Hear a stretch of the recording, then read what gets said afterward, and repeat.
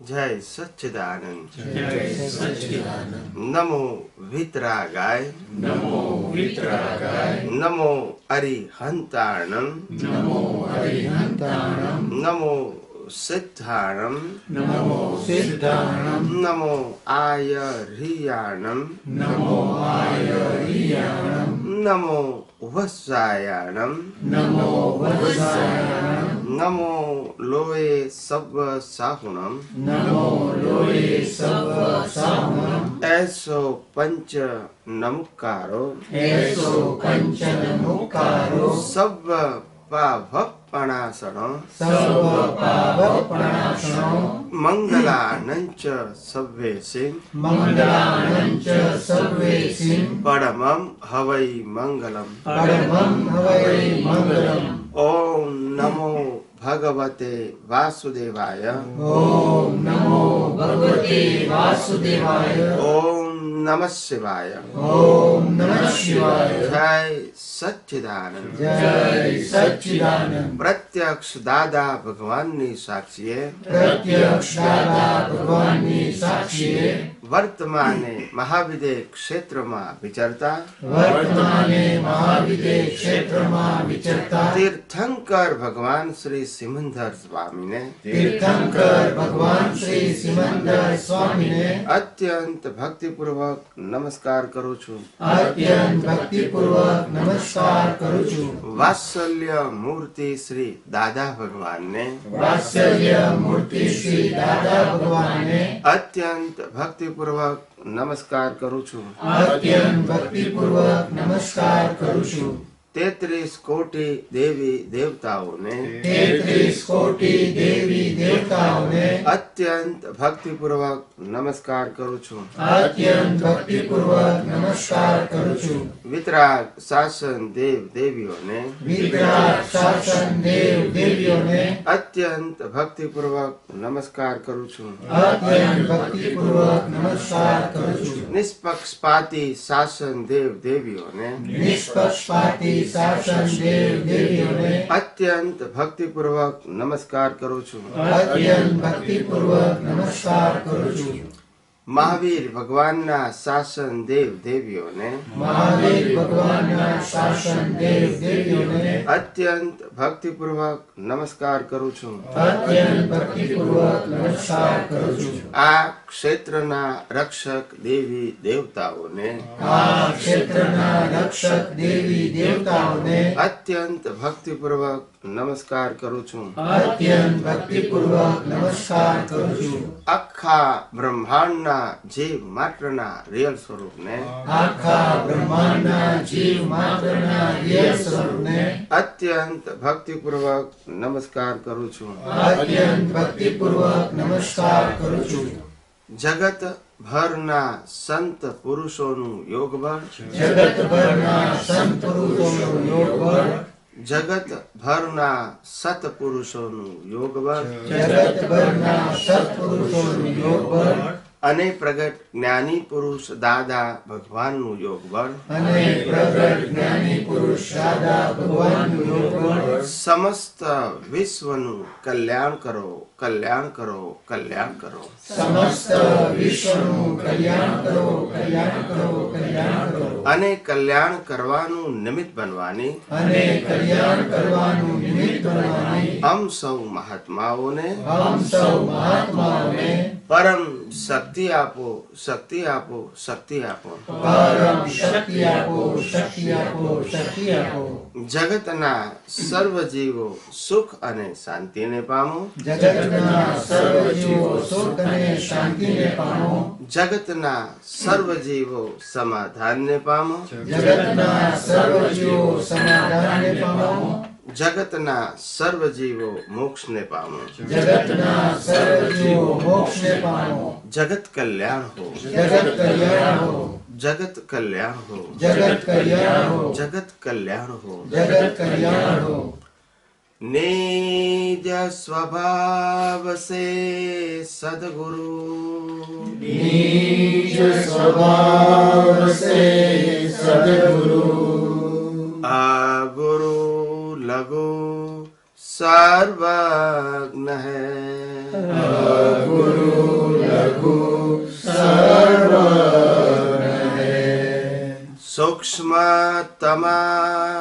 सिद्ध परम गुरु सूक्ष्मतमा सिद्ध परम गुरु सत्यम निश्चय वंद्य है सत्यम निश्चय वंद्य है 33 कोटि दैवगण 33 कोटि देवगण विश्वहितार्थे स्वागतम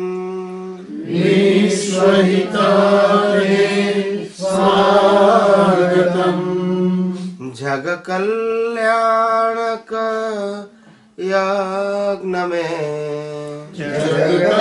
जगकल्याणक यज्ञ में मंगलमय द्यो आशीषम मंगलमय द्यो आशीषम सिद्ध स्वरूपे मूर्तमो सिद्ध स्वरूपे मूर्तमो गलती भूल को माफी दो गलती भूल को माफी दो व्यवहारे सद्बुद्धि हो व्यवहारे सद्बुद्धि हो निश्चय में अभिवृद्धि दो निश्चय में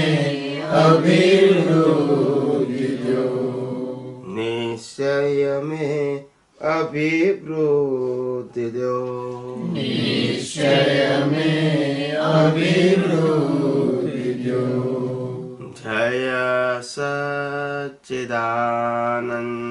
जय सच्चिदानंद जय सच्चिदानंद जय सच्चिदानंद जय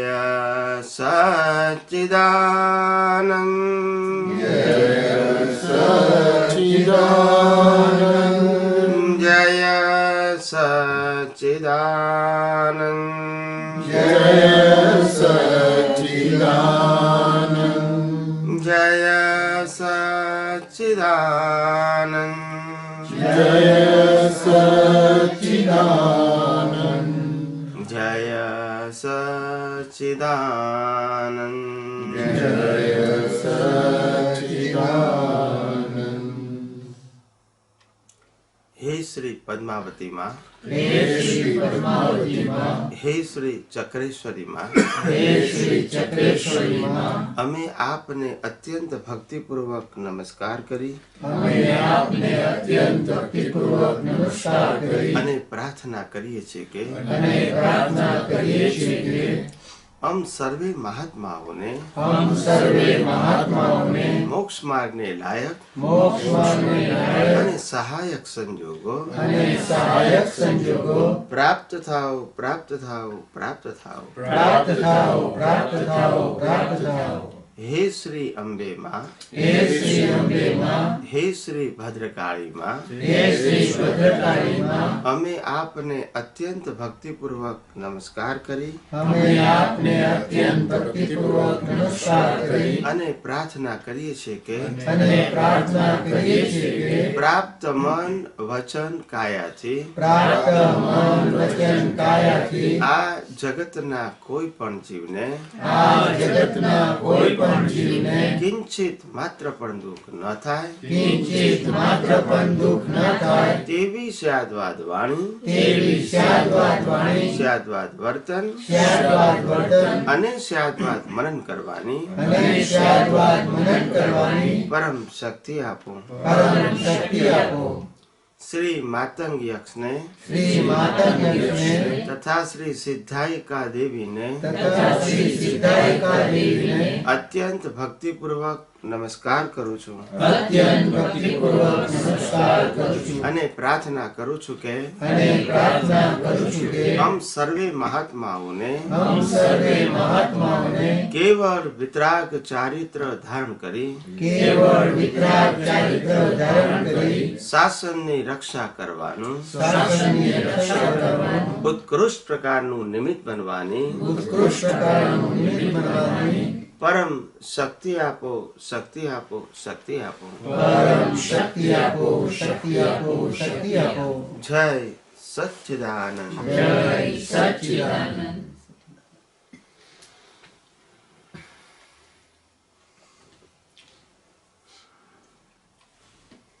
જય કેવળ પ્રેમની જીવતી મૂર્તિ કેવળ પ્રેમની જીવતી મૂર્તિ જ્ઞાની પુરુષની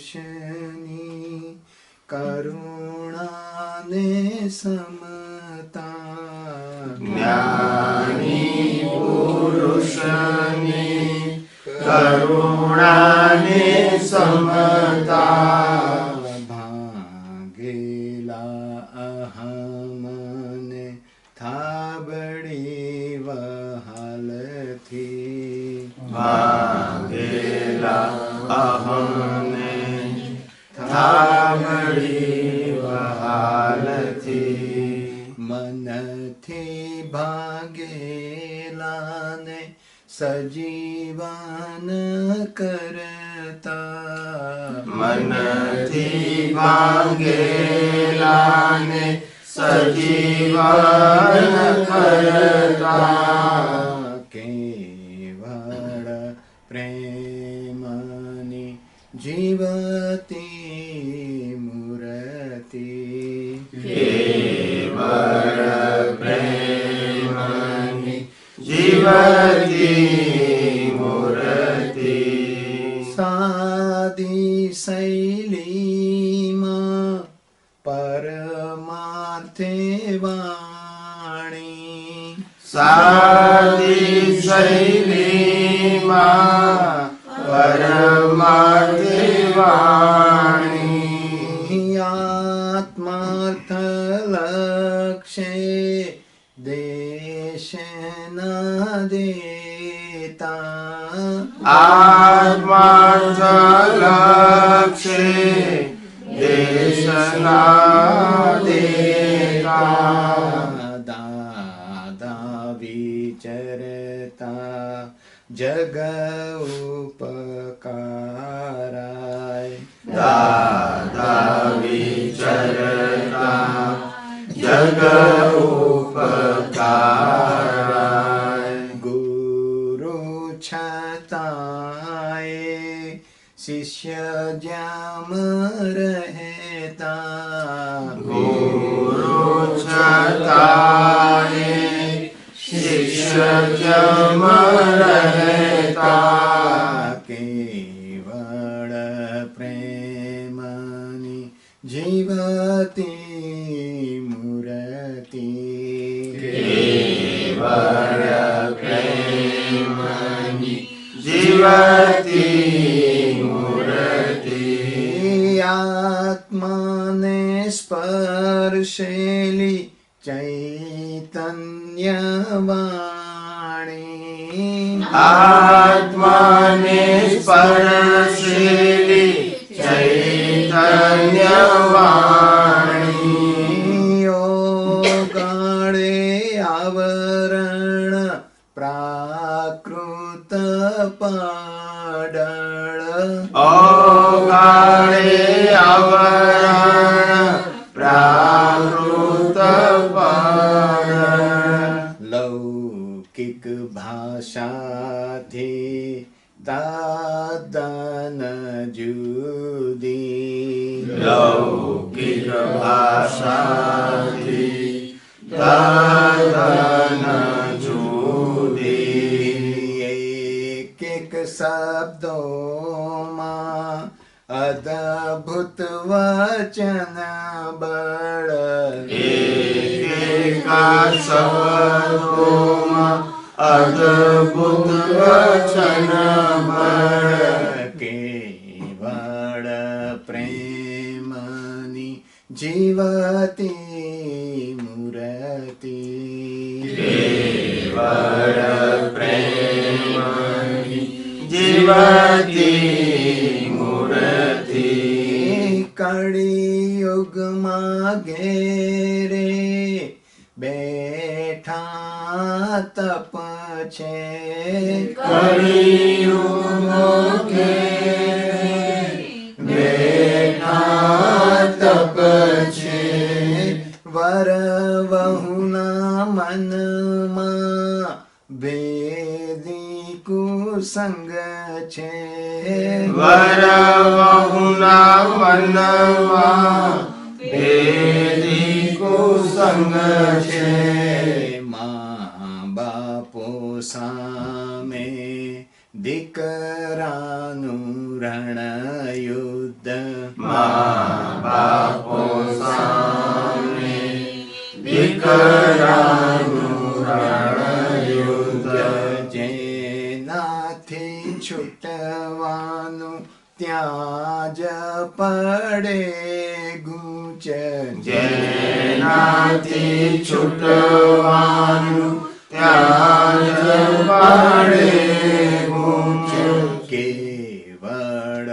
પ્રેમની જીવતી મૂર્તિ કેવળ પ્રેમની જીવતી મૂર્તિ ગત ભાવ હિસાબે ભમરડા ફરતા ગત ભાવ હિસાબે ભમરડા ફરતા હિસાબો ગૂંચવીને બેવડા ઉછળતા હિસાબો ગુંચવીને બેવડા ઉછળતા ભ્રાંતિમાં રમતા ભેદ જ બુદ્ધિના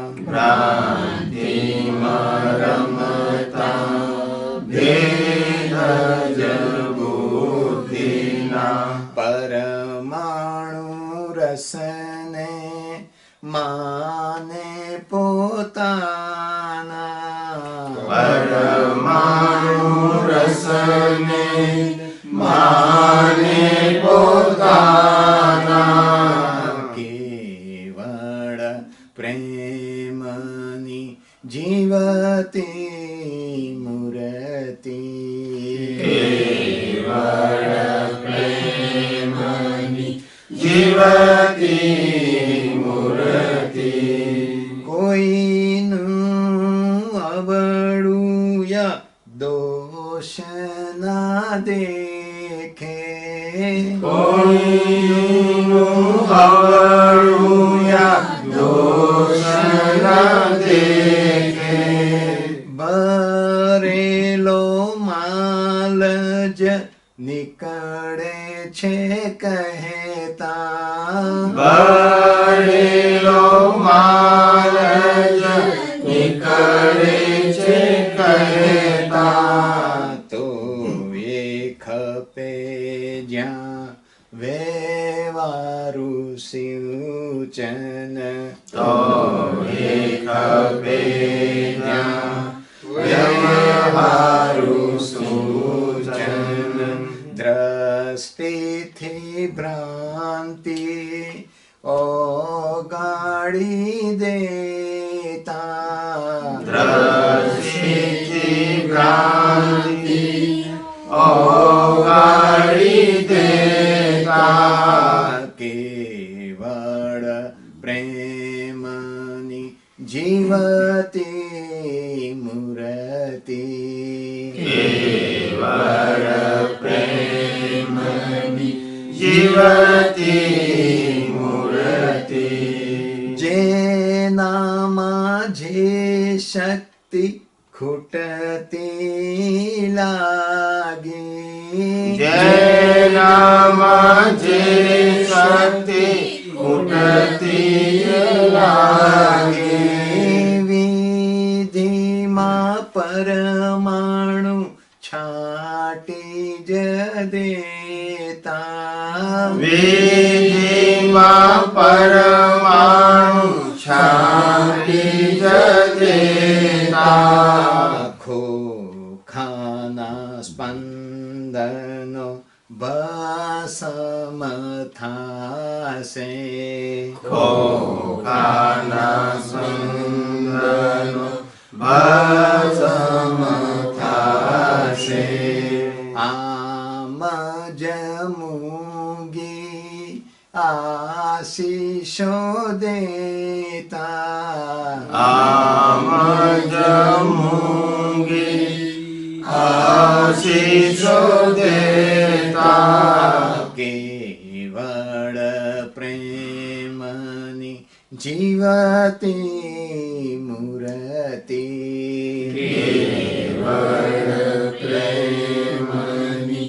જીવતી મૂર્તિ ખોખાના દોષો જોશો જો કોઈના ખોખાના દોષો જોશો જો કોઈના તેથી તો સામાન બગડે છે મોડા તેથી તો સામાના બગડે છે મોડા ખોખું તો સૌનું બળવાનું એક દી ખોખું તો સૌનું બળવાનું એક દી માટે જ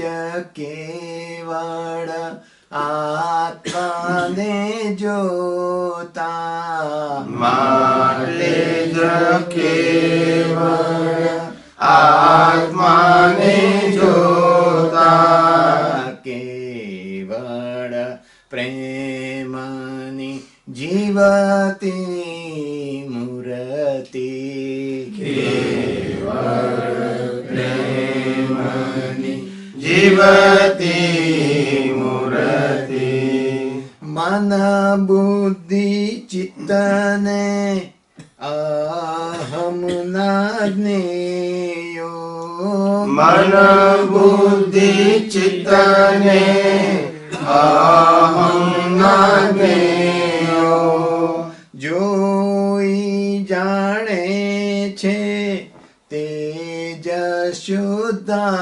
શુદ્ધાત્મા જોઈ જાણે છે તેજ શુદ્ધાત્મા કાયાનું થેટર ને મન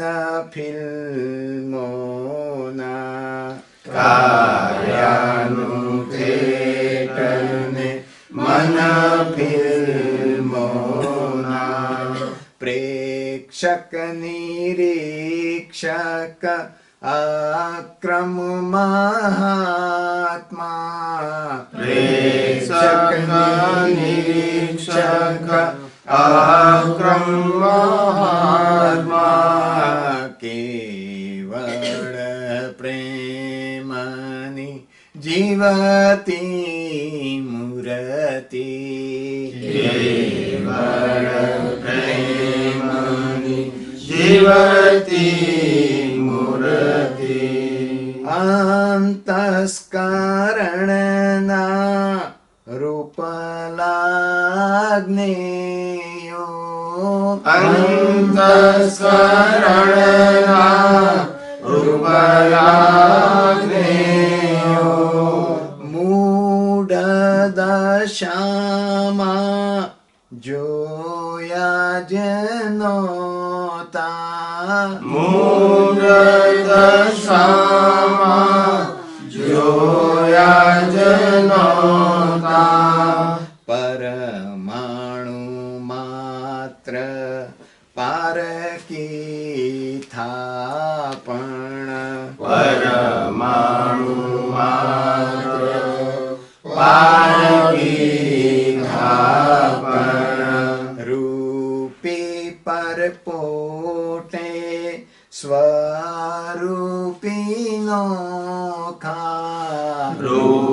પીપર પોટે સ્વરૂપિનો ખા કેવળ પ્રેમની જીવતી મૂર્તિ કેવળ પ્રેમની જીવતી મૂર્તિ પોતાના પૈસાને સમય ખર્ચી પોતાના પૈસાને સમય ખર્ચી સતસંગ દેવા જાતા દાદાજી સતસંગ દેવા જાતા દાદાજી આપણી ભૂલોની માગી લે માફી આપણી ભૂલોની માગી લે માફી ઓહો જો સમતા પરમાત્માની ઓહો જો સમતા પરમાત્માની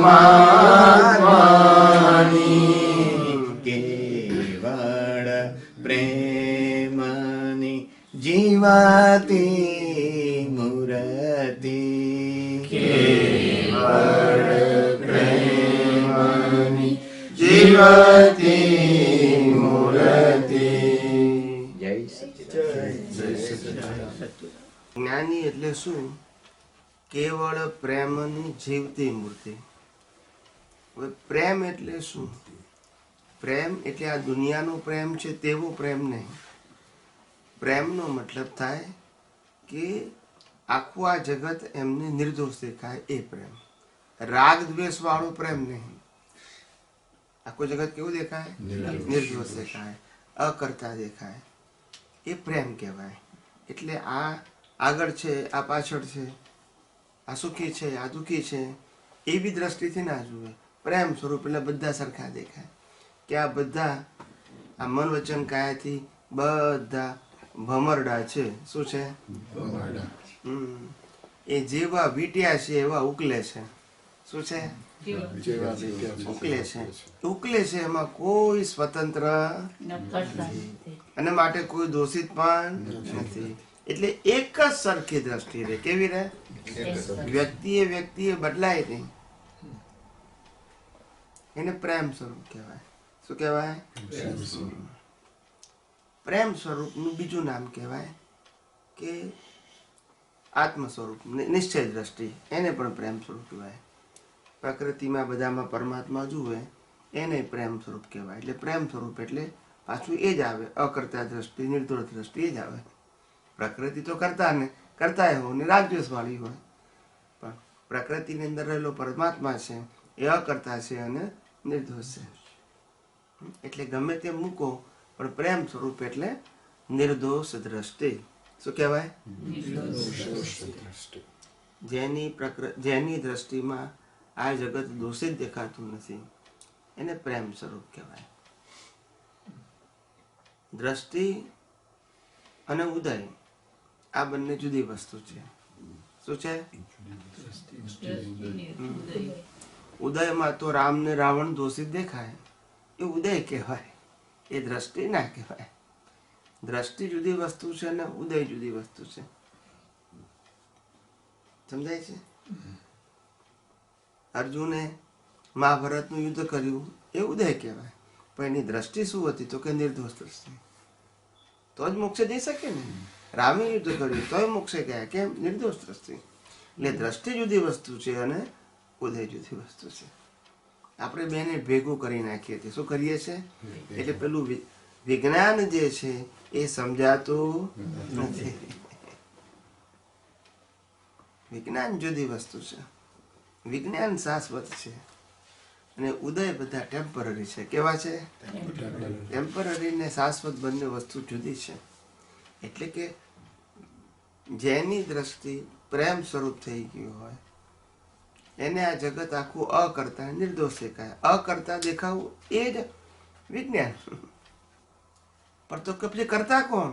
તો કે કુદરતી રચના અથવા તો વ્યવસ્થિત. તો જ નિર્દોષ દેખાય ને. નિર્દોષ દેખવું એ કઈ ક્રિયા નથી.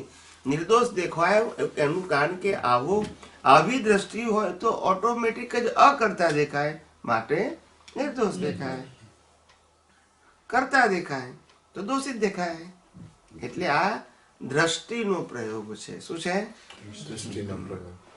એટલે જ્ઞાની પુરુષ માટે વાપર્યું છે કે કેવળ પ્રેમની જીવતી મૂર્તિ. અને જ્ઞાની પુરુષ વારંવાર કે એમ પટેલની અંદર ભૂલ હોઈ શકે પણ દાદા ભગવાનમાં ભૂલ ના હોઈ શકે. શું કે? એમ પટેલની ભૂલ હોઈ શકે પણ દાદા ભગવાનની એ અમારી દશા છે. એમ પટેલ તો ઉદય કર્મને આધીન છે. કેવા છે? એમ પટેલ પુરુષાર્થ નથી. એમ પટેલ ઉદય કર્મને આધીન છે. પણ દાદા ભગવાન છે એ અમારી દશા છે. દશામાં વિતરાગતા હોય, દશામાં કેવળ પ્રેમની જીવતી મૂર્તિ હોય, અને ઉદય કર્મને આધીન જેવો હિસાબ હોય તેવી પ્રકૃતિ ખુલ્લી થાય. એટલે આ બધું આ વિજ્ઞાન, હું એ જ કહેવા માંગુ છું, વિજ્ઞાન સમજવું કદાચ સમજવું તો જલ્દી સમજાઈ જાય, દ્રષ્ટિમાં ફિટ થતા બહુ વાર લાગે. કારણ કે આપણે કોઈ સંજોગ બને અત્યારે એટલે અમારે જરાક ચોખવટ કરી કે દ્રષ્ટિ થોડું મોટેથી બોલજો, રેકોર્ડિંગ થાય એટલા માટે. દ્રષ્ટિ આપણે કેવી રીતે એપ્લાય કરવાની એના વિશે કે આપણે કોઈ સંજોગ બને તો આપણે એક ઉદય રીતે જોવાનું કે આ ઉદયમાં આવી રીતે બન્યું, અને સાથે સાથે દ્રષ્ટિમાં પણ રાખવાનું. બે એકી સાથે હોવું જોઈએ. કેવી રીતે હોય? એટલે પ્રેક્ટિકલમાં એપ્લિકેશન માટે સંજોગોની અંદર જે સંજોગ આવવાનો છે અથવા તો આવે છે અથવા આવી રહ્યો છે એ તો ઉદય કર્મને આધીન જ છે. એમાં આપણો પુરુષાર્થ કામ લાગે એવો નથી. પણ એ જે સંજોગ આવી રહ્યો છે અથવા ચાલી રહ્યો છે એમાં આપણી દ્રષ્ટિ શું છે ત્યાં પુરુષાર્થ છે. દ્રષ્ટિ એટલે અવસ્થાને જોવાની રીત. શું કીધું? અવસ્થાને જોવાની રીત. હા, જેને આપણે ઇંગ્લિશમાં કહીએ છીએ આર્ટ ઓફ વિઝન. શું કહીએ છીએ? આપણું આખું આ સાયન્સ એના ઉપર છે, art of vision. Art of action ઉપર નથી, આર્ટ ઓફ સ્પીચ ઉપર નથી, આર્ટ ઓફ વિઝન. સંજોગોને જોવાની દ્રષ્ટિ. એ જોવાની દ્રષ્ટિ એવી હોવી જોઈએ કે જેને કારણે આ જગતનું સનાતન સત્ય હાજર થઈ જાય તે વખતે કોઈ પણ અવસ્થાને જોતા. કારણ કે સનાતન સત્ય એક જ છે. અવસ્થાના પ્રકારો જુદા જુદા છે પણ અવસ્થાનું સનાતન સત્ય તો એક જ છે. કારણ કે મન વચન કાયાની અવસ્થા માત્ર કુદરતી રચના છે. એ તો એક જ છે દ્રષ્ટિ. વિજ્ઞાન તો એક જ છે. ઉદય ભલે અલગ અલગ છે પણ વિજ્ઞાન એક જ છે. એટલે કુદરતી રચના તરીકે જોવું એ આપણી દ્રષ્ટિ હોવી જોઈએ. હવે કુદરતી રચના તરીકે જોવું એટલે ઓટોમેટિક અકર્તા દેખાય, એટલે નિર્દોષ દેખાય. એટલે પછી રાગદ્વેષ થાય અને અકર્તા દેખાયું એ જ સંભાવ્ય નિકાલ. અકર્તા દેખાયું તે જ સંભાવ્ય નિકાલ કરવાનો નથી. અસલમાં આપણે ઉદયમાં એવા ભળી જાય, તન્મ્યાકાર થઈ જાય ઉદય જ્યારે બને છે ત્યારે, એટલે આપણું વર્તન બધું એ ઉદય લક્ષી જ થઈ જાય. અને આ જે સનાતન સત્ય જે છે પાછળ જે આપણે દ્રષ્ટિમાં રાખવાનું છે એ ત્યારે સાયમલ્ટેનિયસલી રાખવું અત્યારે ડિફિકલ્ટ લાગે છે. હા, એ પુરુષાર્થ. એટલે કારણ કે આપણને એવું લાગે ને કે જાણે આપણને બહુ મહેનત પડે છે. એનું કારણ આપણને એવું લાગે છે કે પેલો અભ્યાસ નથી ને.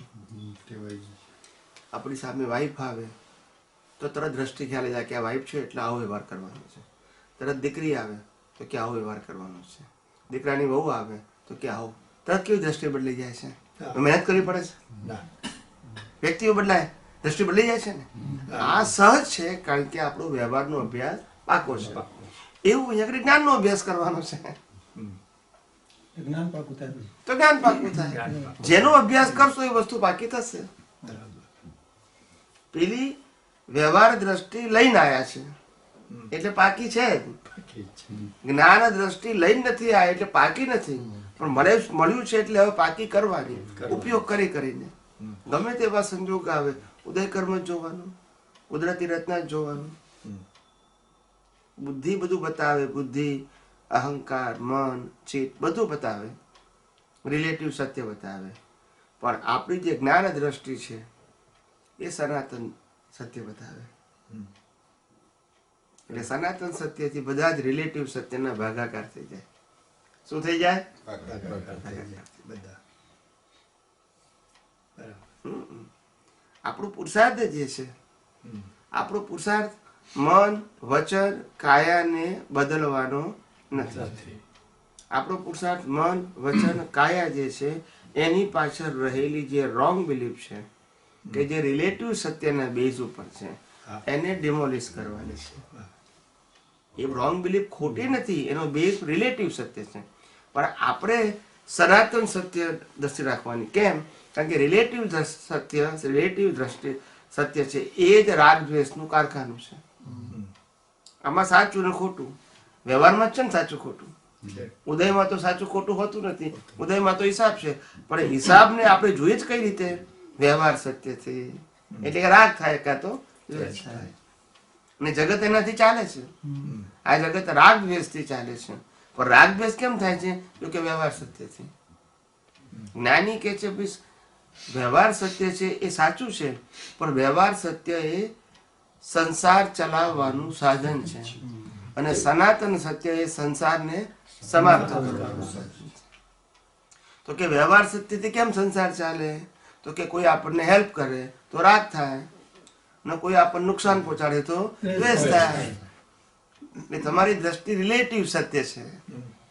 ત્યારે જ્ઞાની શું કહે છે કે ગમતો વ્યવહાર કરે તો રાગ ના થવો જોઈએ, ના ગમતો વ્યવહાર કરે તો દ્વેષ ના થવો જોઈએ. કારણ કે આપણી દ્રષ્ટિમાં બંને વ્યવહાર એ કુદરતી રચના. તો પછી રાગ દ્વેષનું કારણ રહેતું નથી. પછી ઉદય કર્મ છે. એટલે એ જ સંજોગ છે, પણ જોવાની દ્રષ્ટિને આધારે આખું આ વિતરાગ દશા ઉત્પન્ન થાય છે. એ જ સંભાવ છે, એ જ નિષ્પક્ષપાતીપણું છે, એ જ અભેદ દ્રષ્ટિ છે, એ જ નિર્વિચાર દશા છે, એ જ નિર્વિકલ્પ દશા છે. સમજાય છે ને? એ જ. એટલે તમને સમજાય એમ. અભ્યાસ કરવાનો છે બસ. અભ્યાસ એટલે ઉપયોગ કહેવાય. શું કહેવાય? જ્ઞાન તો છે, પણ જ્ઞાનનો ઉપયોગ કરવો પડે આપણે. સ્વામીજી, આજે તમે જે પ્રાર્થનામાં પેલું નવું એક સેન્ટેન્સ એડ કર્યું ને કે સિદ્ધાયકા દેવી, સિદ્ધાયકા દેવી, ને પછી આગળ પેલું શાસન કેવળ વિતરાગ ચારિત્ર ધ્યાન કરે અને શાસન ને રક્ષા કરવાનું નિમિત્ત, ઉત્તમ નિમિત્ત બનવાની પરમ શક્તિ આપો. તો એમાં શાસનનો અર્થ શું થયો? શાસન એટલે વિતરાગ શાસન.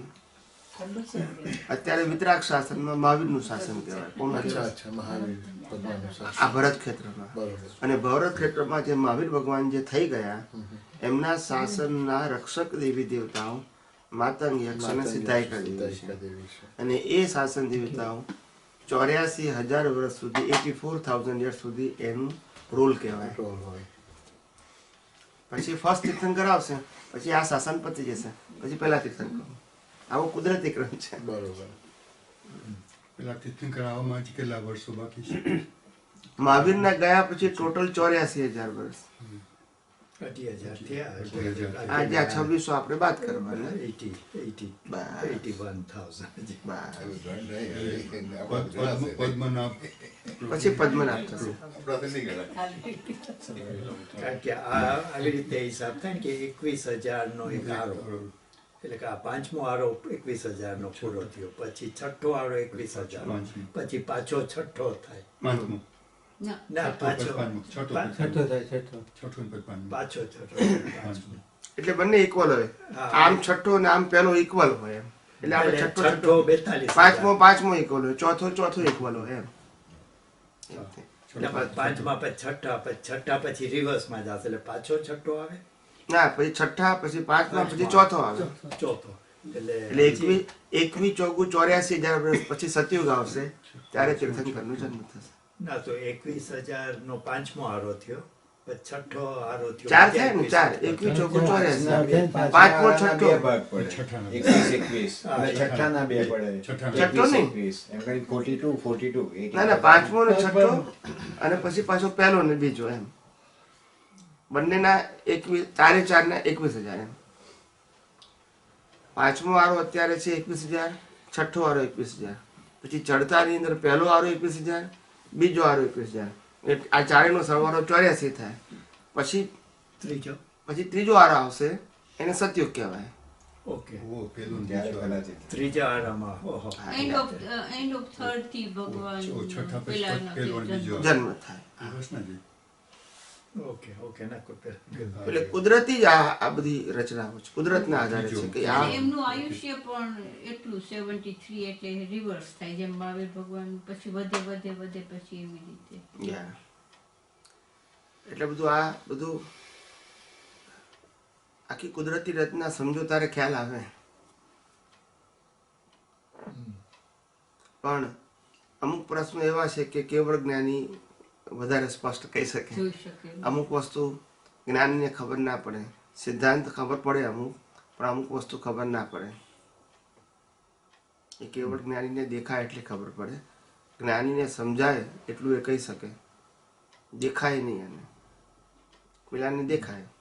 અમારા દર્શનમાં સિદ્ધાંત દેખાય, એમને બધી અવસ્થાઓ દેખાય કેવળ જ્ઞાનમાં તત્વરૂપે, અને તત્વરૂપે પછી સિદ્ધાંતો બધા દેખાય એમને. એટલે કેવળ જ્ઞાનીમાં બધું જ ખુલ્લું થઈ જાય.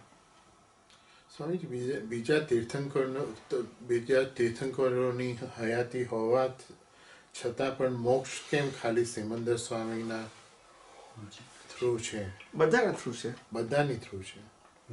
ખાલી સિમંદર સ્વામીને આ ક્ષેત્રના જીવો સાથે ઋણાનુબંધ છે. ઋણાનુબંધ છે. મોક્ષ તો બધાય 20 તીર્થંકરોથી મોક્ષ થાય છે જ બધા. તો એ બધાને કોની સાથે ઋણાનુબંધ છે? એ બાકીના જેની સાથે આપણને બહુ આપણને એનું વિશેષ જ્ઞાન નથી. બરોબર. અને આ સિમંદર સ્વામીને ભરત ક્ષેત્ર સાથે ઋણાનુબંધ છે, બીજા 20માંથી કોઈ તીર્થંકરી નથી, એવું પણ આપણને સ્પષ્ટ દર્શન નથી કે જેથી આપણે બીજાને નથી એવું કહી શકીએ. પણ આને છે એટલું ખબર છે, બાકીના 19 તીર્થંકરોને છે કે નહીં એ આપણને ખબર નથી. આ તો કેવળ જ્ઞાનીએ કીધેલું હોય તેના આધારે આપણે કહીએ છીએ. સમજાય છે? પણ બાકીના 19 તીર્થંકરને આ ક્ષેત્ર સાથે ઋણાનુબંધ છે કે નથી એનું સૈદ્ધાંતિક જ્ઞાન આપણી પાસે નથી. સમજાય છે? એવી રીતે એટલે કોઈ પણ હોઈ શકે. સ્વામીજી, એક વાત એવી ક્લિયર સમજાય છે કે આ જે કુદરતી રચના છે, થોડું મોટેથી બોલજો ને રેકોર્ડ. એવું સમજાય છે કે આ જે કુદરતી રચના છે એ રચના જન્મ, જીવન અને મૃત્યુ, બરાબર? એમાં મારો જે વ્યૂ પોઈન્ટ છે, હું જે સમજુ છું એ રીતે છે કે ભાઈ જન્મ થાય છે ત્યારે 0 વેલ્યુ છે આત્મા સિવાય, અને મરે છે ત્યારે 0 વેલ્યુ છે. તો આ બે વચ્ચેનું જે કંઈ પણ છે, રાઈટ, કે જે મન વચન કાયાથી ભોગવટા રૂપે હોય, રાઈટ, અને અજ્ઞાનતાથી પછી રાગદ્વેષ થાય, સંજોગાધીન, રાઈટ, રાગદ્વેષ થાય તો પછી કર્મના બીજ પડે, કર્મના બીજ પડે તો પાછો ભોગવટો ફરવું. એટલે આ સર્કલ ચાલુ રહે છે. પણ આ કુદરતી રચનાને એ રીતે સમજાય છે કે બિગિનિંગમાંય શૂન્ય છે, અંતમાંય શૂન્ય છે, અને વચ્ચે તમારો હિસાબ છે. અને એ જે દાદાએ આખું કીધું ને તો મને એ જરા રહ્યા કરે કે ભાઈ કશું લઈને આવ્યો નથી, કશું તો લઈને જવાનો નથી, વચ્ચેનો તારો ટોટલી હિસાબ છે જે પાપ પુણ્યના હિસાબો છે. તો આજે આખું બધું જન્મ, જીવન અને મૃત્યુનું આખું જે એનાલિસિસ છે એ એનાલિસિસ મને એવું લાગે છે કે બેઝડ ઓન ધીસ 2 પોઈન્ટ્સ. એ તો એની વચ્ચે જ હોય ને, પણ આપણે જન્મીએ ત્યારે કશું લાવતા નથી, બરાબર, અને જઈએ છીએ ત્યારે કશું લઈ જતા નથી. બરાબર. એ તો કોમન સત્ય છે ને, એ તો બધાને ખબર છે. એ તો નવી વસ્તુ છે જ નહીં. એ કઈ દાદા ભગવાને કીધી છે એવું નહીં, એ તો બધાને આ સત્ય ખબર જ છે. It is open for all. પણ તો આ સૈદ્ધાંતિક નથી ખબર. પણ આ જીવન જે છે કુદરતી રચના તે ખબર નથી, પણ લીધા વગર આવીએ છીએ અને લઈને લીધા વગર જઈએ છીએ, એ તો ઓપન સત્ય છે.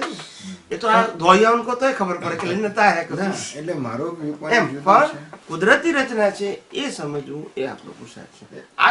આ તો ખુલ્લું સત્ય છે. એટલે ના, વચ્ચેનો જન્મ, જીવન અને મૃત્યુ એ કુદરતી રચના જે છે એ જ ઇમ્પોર્ટન્ટ છે. એને એક કર્મના હિસાબથી પછી સમજાય છે વિજ્ઞાનની દ્રષ્ટિએ. એટલે ત્યાં આગળ કુદરતી રચના લાગુ પડે.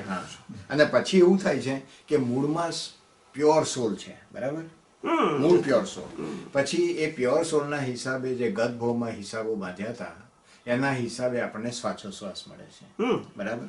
એ શ્વાસોશ્વાસ એ based on mind, speech and body. એ માઇન્ડ, સ્પીચ એન્ડ બોડી કેમ મળી તો કે છે ભોગવટા રૂપે મળી.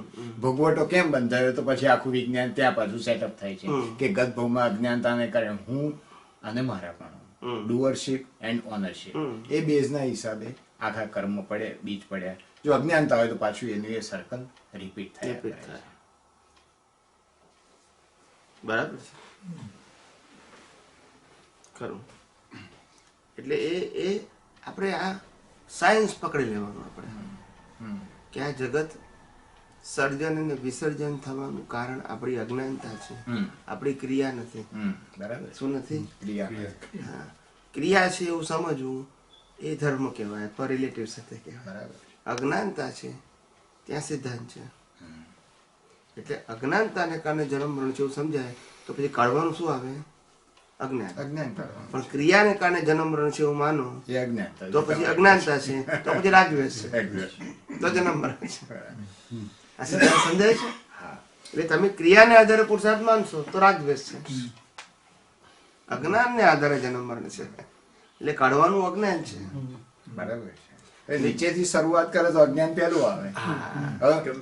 મને કેવું થાય કે બધા કંપનીના ચાર્ટ બનાવે મેનેજમેન્ટ, રાઈટ, મેનેજિંગ ડાયરેક્ટર હોય, પછી ડેપ્યુટી મેનેજિંગ ડાયરેક્ટર હોય, પછી ફાઇનાન્સ. એટલે હું એ રીતે વિચારતો મૂળમાં પૂર્ણ આત્મા છે, એની નીચે આપણા શ્વાસોશ્વાસ છે બીકોઝ ઓફ કર્મના હિસાબથી, એની નીચે માઇન્ડ, સ્પીચ એન્ડ બોડી છે, માઇન્ડ, સ્પીચ ઓફ બોડી એ બધું કર્મના હિસાબે છે ને ભોગવટા રૂપે છે.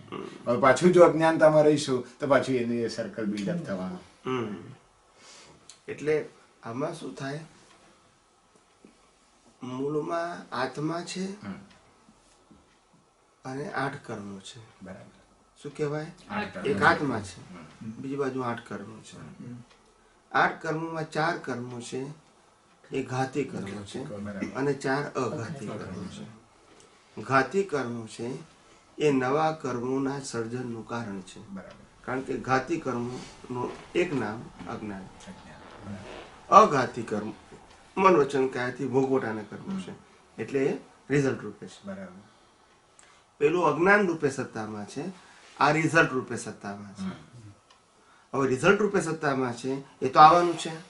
હવે અજ્ઞાન રૂપે સત્તામાં છે એ પાછું આ અવતારમાં ઉપયોગ થાય છે, એટલે પાછા નવા કર્મો બંધાય છે.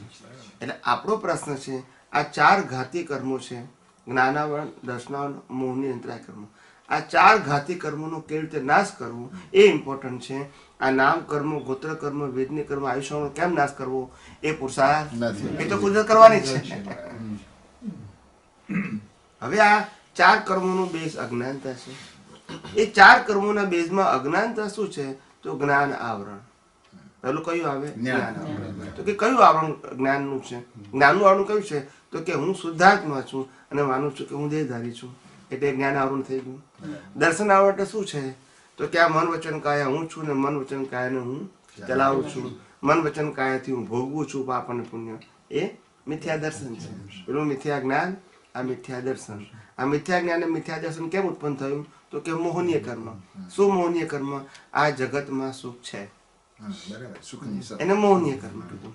ને એને કારણે છેલ્લામાં છેલ્લું શું? અંતરાય કર્મ. અંતરાય એટલે અનંત સુખ વાળા આત્માનો પોતાને અનુભવ થતો નથી. આ 4 કર્મોને કારણે કેવળ જ્ઞાન અટક્યું છે. આ 4 કર્મોને કારણે નહીં, નામ કર્મ, ગોત્ર કર્મ, વેદનીય કર્મ, આયુષ્ય કર્મ જે મન વચન કાયાથી ભોગવે છે એને કારણે કેવળ જ્ઞાન અટક્યું નથી. કારણ તો કેવળ જ્ઞાન થયા પછી પણ આ 4 કર્મો હોય છે. એટલે સિદ્ધાંત સમજીએ તો આપણે પેલો ખ્યાલ આવે કે મહેનત ક્યાં કરવાની છે. મહેનત આ મન વચન કાયને બદલવાની કરવાની છે કે અજ્ઞાન કરવાની? પણ સ્વામીજી આમ જોઈએ આપણે તો જે જ્ઞાનાવરણ જેને આપણે બોલીએ છીએ તો એ જ્ઞાનાવરણ સૌથી પહેલું મૂક્યું છે, બરાબર? દર્શનાવરણ. હવે એ જ્ઞાનાવરણ ને દર્શનાવરણમાં સૌથી પહેલા તો મોહનીય કર્મ આવે છે.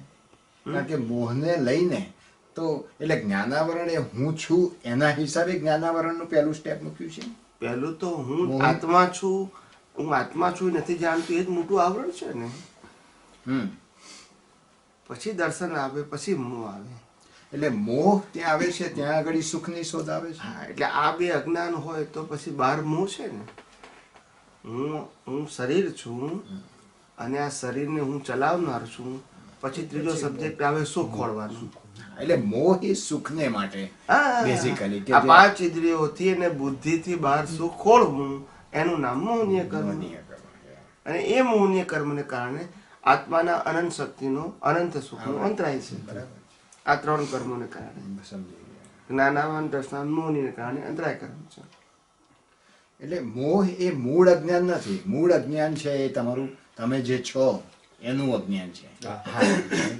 એટલે જ્ઞાન આવરણ. હા, એ જ્ઞાન આવરણ. અને પછી હું આ કરું છું ત્યાં આગળ દર્શનાવરણ આવે. એટલે હું અને મારા પણ કરતા પણ, સોરી, એ હું ને મારાથી, હું ને મારાના અજ્ઞાનથી મોહનીય કર્મ ઊભું આ થયું. મોહનીય કર્મ બાર સુખની શોધમાં ગયું એને માટે. અને હું શુદ્ધાત્મા છું ખ્યાલ આવે અને મારામાં અનંત જ્ઞાન, અનંત દર્શન, અનંત સુખ, અનંત શક્તિ આવે તો પછી સુખ અંદર આવે, પછી બહાર ના આવે. બરાબર છે. એટલે સમજાય? એટલે કેવું સિમ્પલ છે કે અઘરું છે કે એમાં? અત્યારે સિમ્પલ લાગે છે. એમ નહીં, હું તમને શું કહેવા માંગુ છું, તમારી હાજરીમાં સિમ્પલ થઈ હું શું કહેવા માંગુ છું પણ આના પછી કઈ સત્સંગ જોતો જ નથી. એક્સપ્લેનેશનમાં એકદમ સિમ્પલ છે ને એમ કહું છું. નહીં, ગોળ ગોળ કે હોતો નથી ને એમ. આપણને સિસ્ટમેટિક ના સમજાય એવું નથી ને એમ કહેવામાં. લોજિકલ છે. એ સ્ટ્રેટ ફોર લોજિકલ છે એમ કહું છું. તમે સમજાવો છો.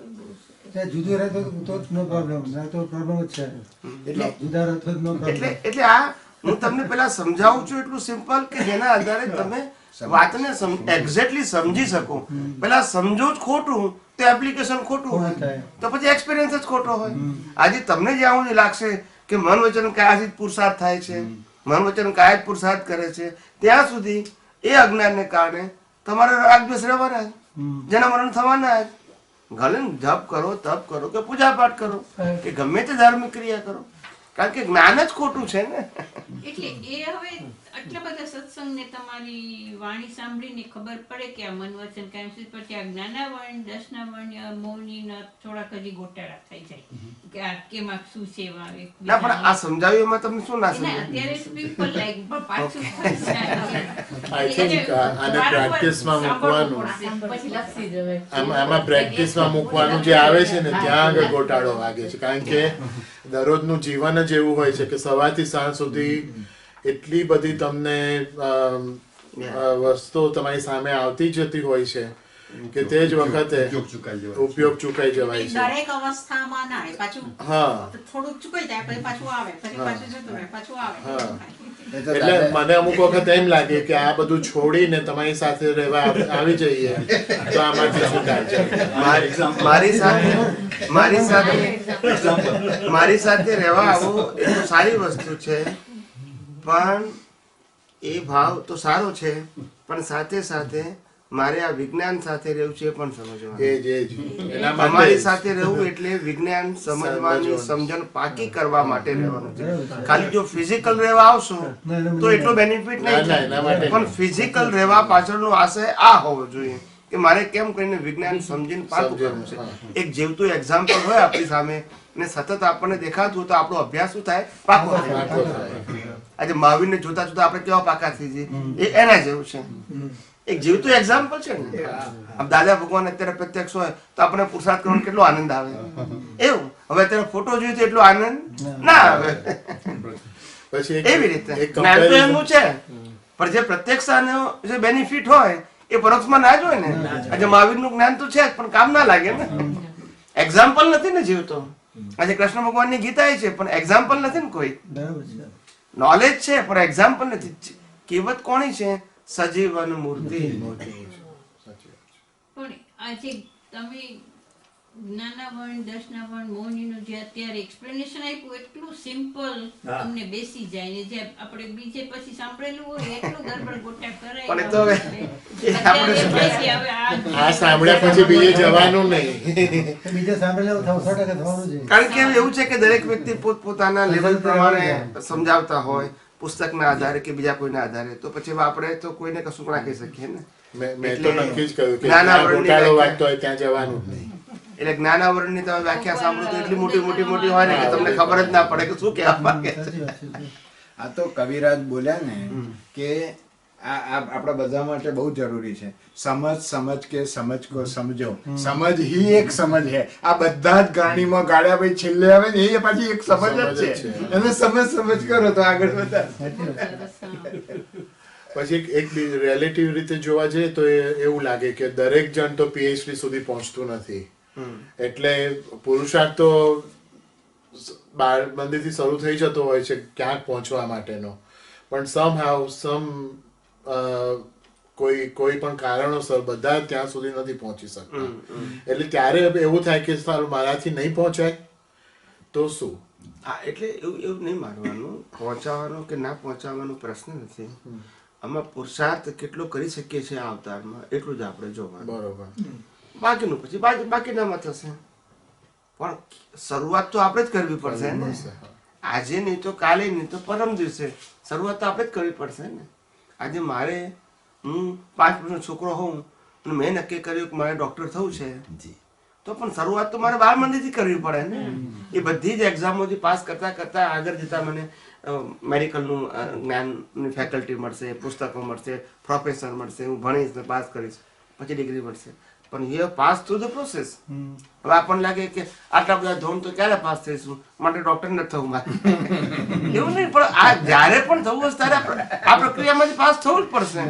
બીજો કોઈ ઓપ્શન થોડો છે કે જ્યારે પણ તમને આજે નહીં તો આવતીકાલે તમને મોક્ષ જવાની ભાવના થશે ત્યારે બધી એક્ઝામમાં તમારે પાસ થવું જ પડશે. અજ્ઞાનની એક્ઝામમાંથી એમાં તો બીજો કોઈ ચમત્કાર છે જ નહીં કે ચાપ દબાઈ દીધી એટલે તો આપણે કૃપાનો આખો માર્ગ જ ઉડાડી દીધો કે માથામાં હાથ મૂકીને થઈ જાય એવું ના માનશો. એટલે ચમત્કારનો માર્ગ ના માનશો. એને તમે બ્લેસિંગ એવા કહો તમને મોરલ સપોર્ટ મળે. શું મળે? મોરલ સપોર્ટ મળે. That is okay. પણ તમે કૃપાથી જ થશે એવું ના માનશો. પણ એવી દ્રષ્ટિથી કૃપાથી જ થશે એવું વનવે ના માનેલો એમ. નહીં તો તમે હેન્ડીકેપ થઈ જશો.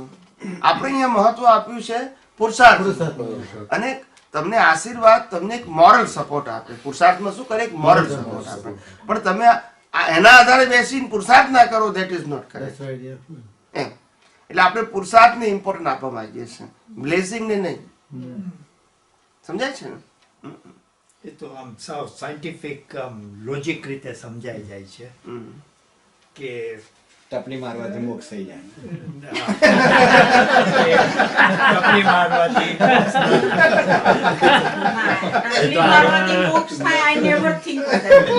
હું પણ અને અત્યાર સુધી મેં પણ ઓલો પણ વિચાર નથી કર્યો કે તમારા કર્મ બંધા થવાના બંધ થઈ ગયા. ઓલવેઝ મેં એક્સેપ્ટ કર્યું છે કે કર્મ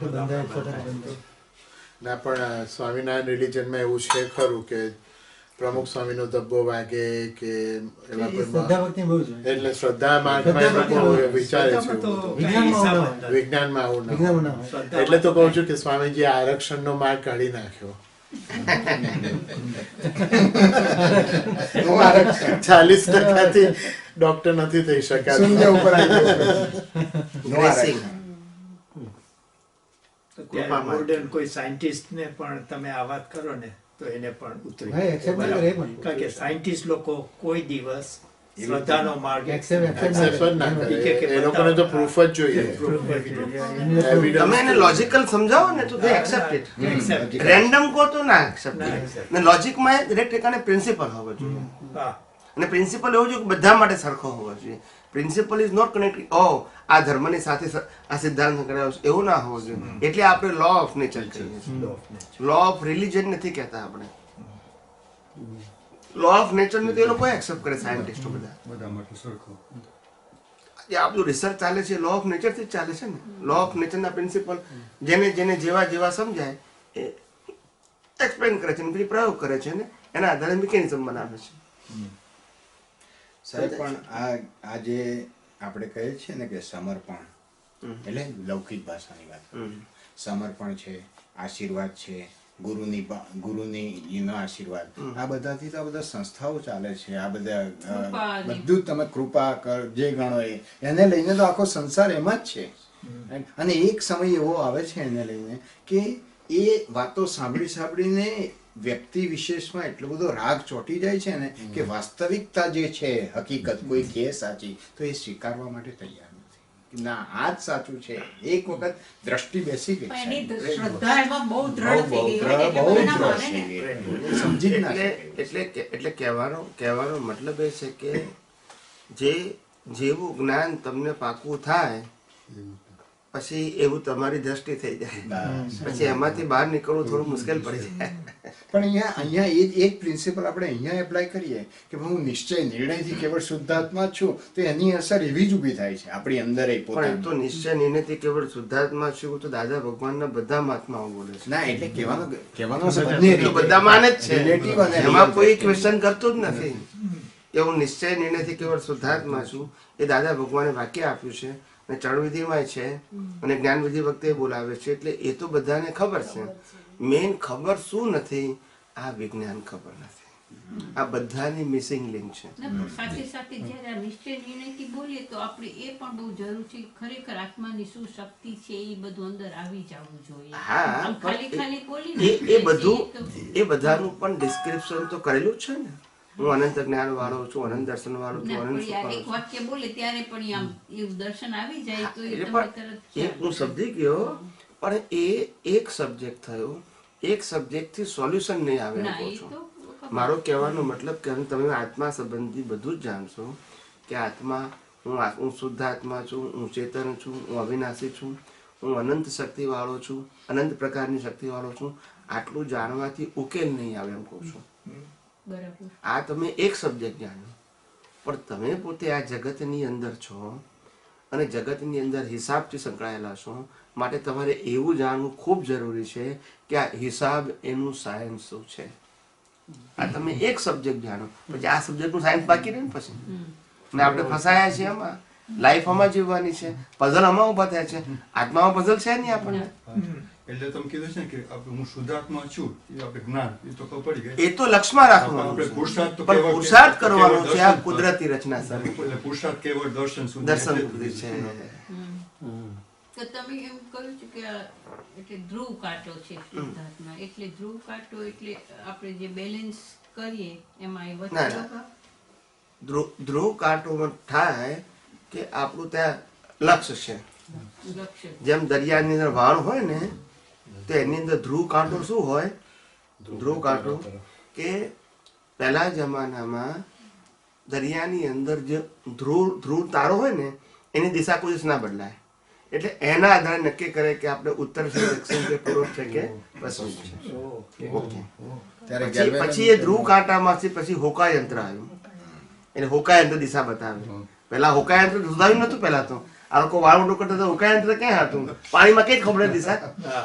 એટલે ધ્રુવ કાંટા ઉપરથી એ લોકો ડિરેક્શન ખબર પડતી હતી કે મારે આ દિશામાં જવાનું છે.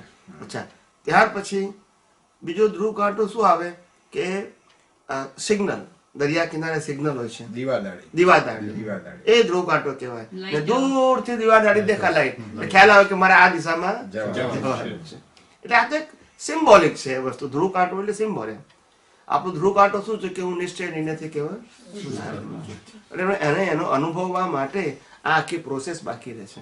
પેલું ડેસ્ટિનેશન છે આપણે, એટલે તો ત્યાં ગયા પછી કરવાનું નથી, પણ ત્યાં પહોંચવાની પ્રોસેસ માટે વચ્ચે જે મિથ્યા દર્શન છે એને આખું ડિમોલિશ કરવું પડશે તો ત્યાં પહોંચી શકીશું.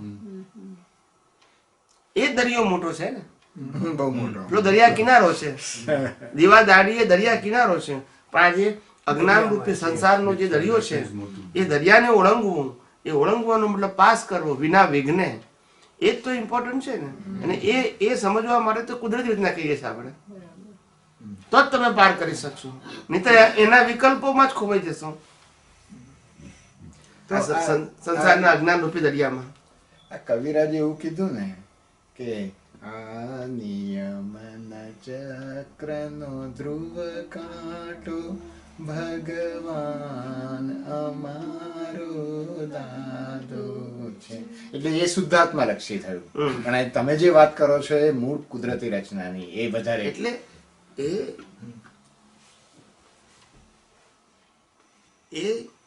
એ ખરેખર તો આ દાદા શબ્દ જે વાપર્યો છે ને મારી દ્રષ્ટિએ એ મૂળ પ્રતિષ્ઠિત આત્મા માટે જ વાપર્યો છે. ડેવલપ થયેલો પ્રતિષ્ઠિત આત્મા કે જેને દશા કહેવામાં એને 356 ડિગ્રી ના હોય મૂળ આત્માને, બરાબર, પણ ડેવલપ થયેલો જે પ્રતિષ્ઠિત આત્મા છે એને 356 ડિગ્રી.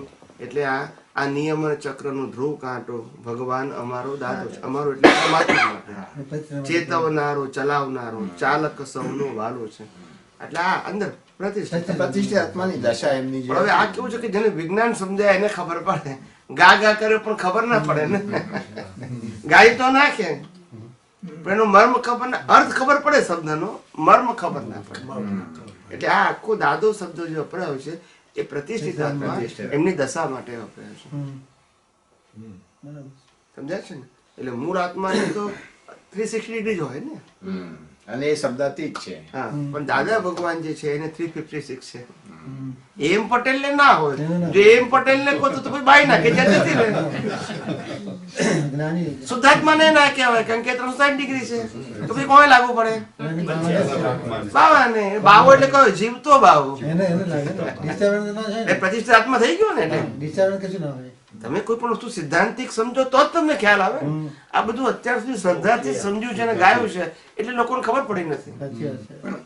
ગાયું તો બધા હજારો વખત, પણ સમજાય કેવી રીતે? એવો આપણો દાવો નથી, પણ જો અનુભવી પુરુષ ના મળે તો ના સમજાય. બધું ગોળ ગોળ જ લાગે. પછી આપડે ઓપ્શન ના આવડે, જે હોય ને જે બોલાવીએ. શું થાય? જે હોય ને જે બોલાવી પડે ને આપણે જે બોલે જે.